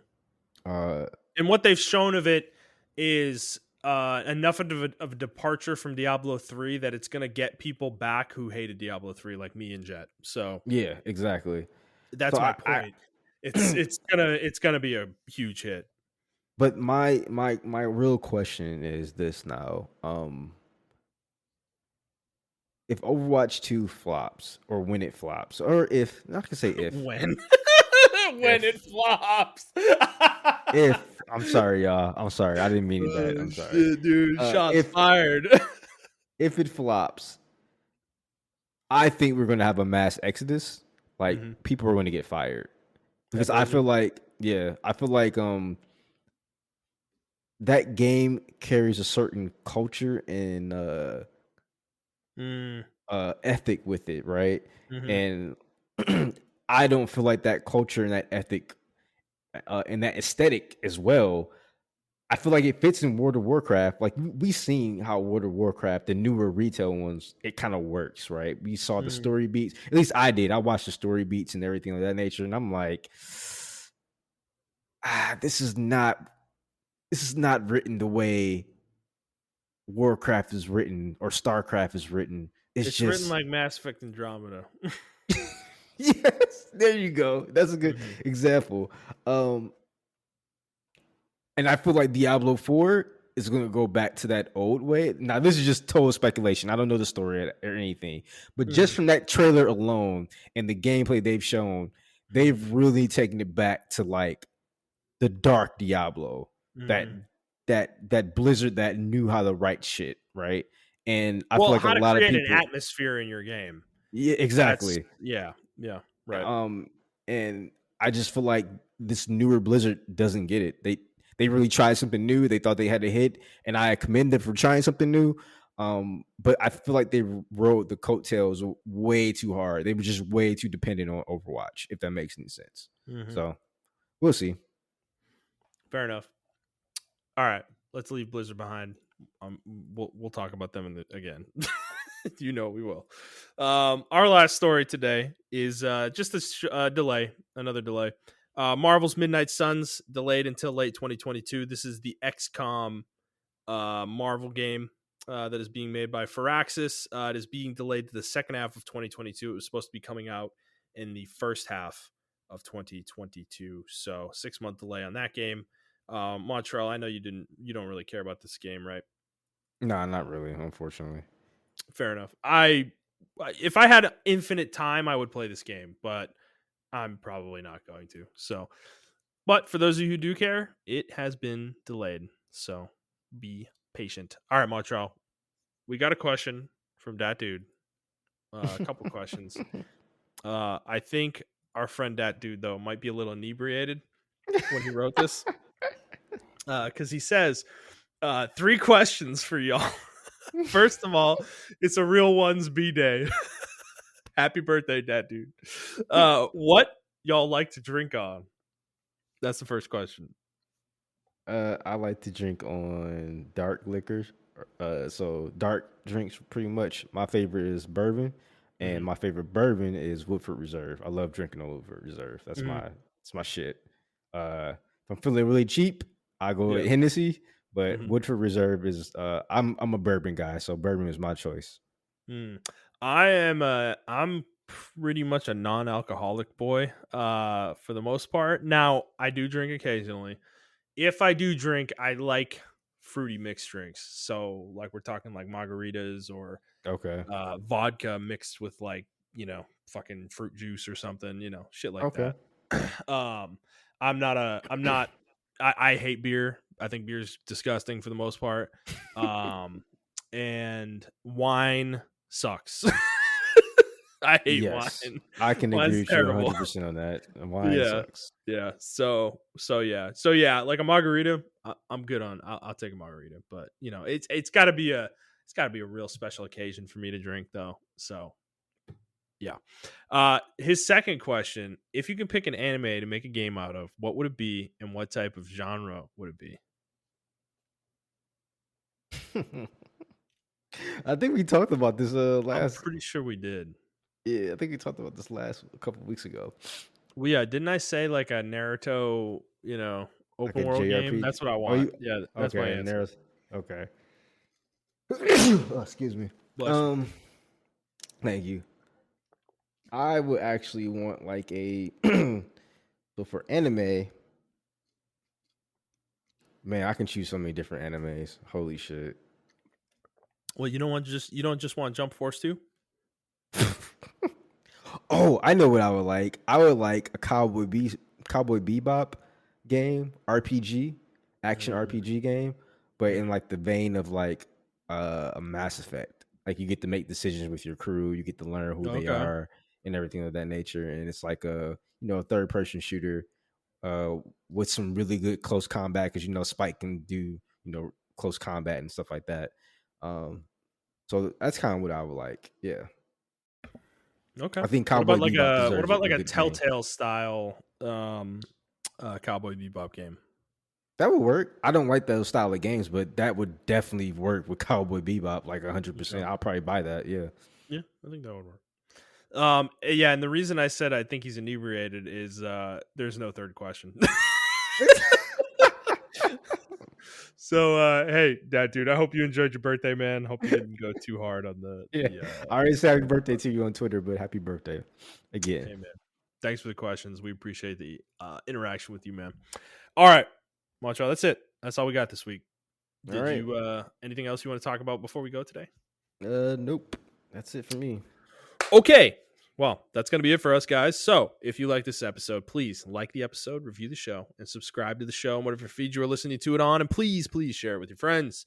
If you'd like to interact with us on Twitter, you can do so at iTrap for the Hokage for Montrell. That is the number 4, not the word.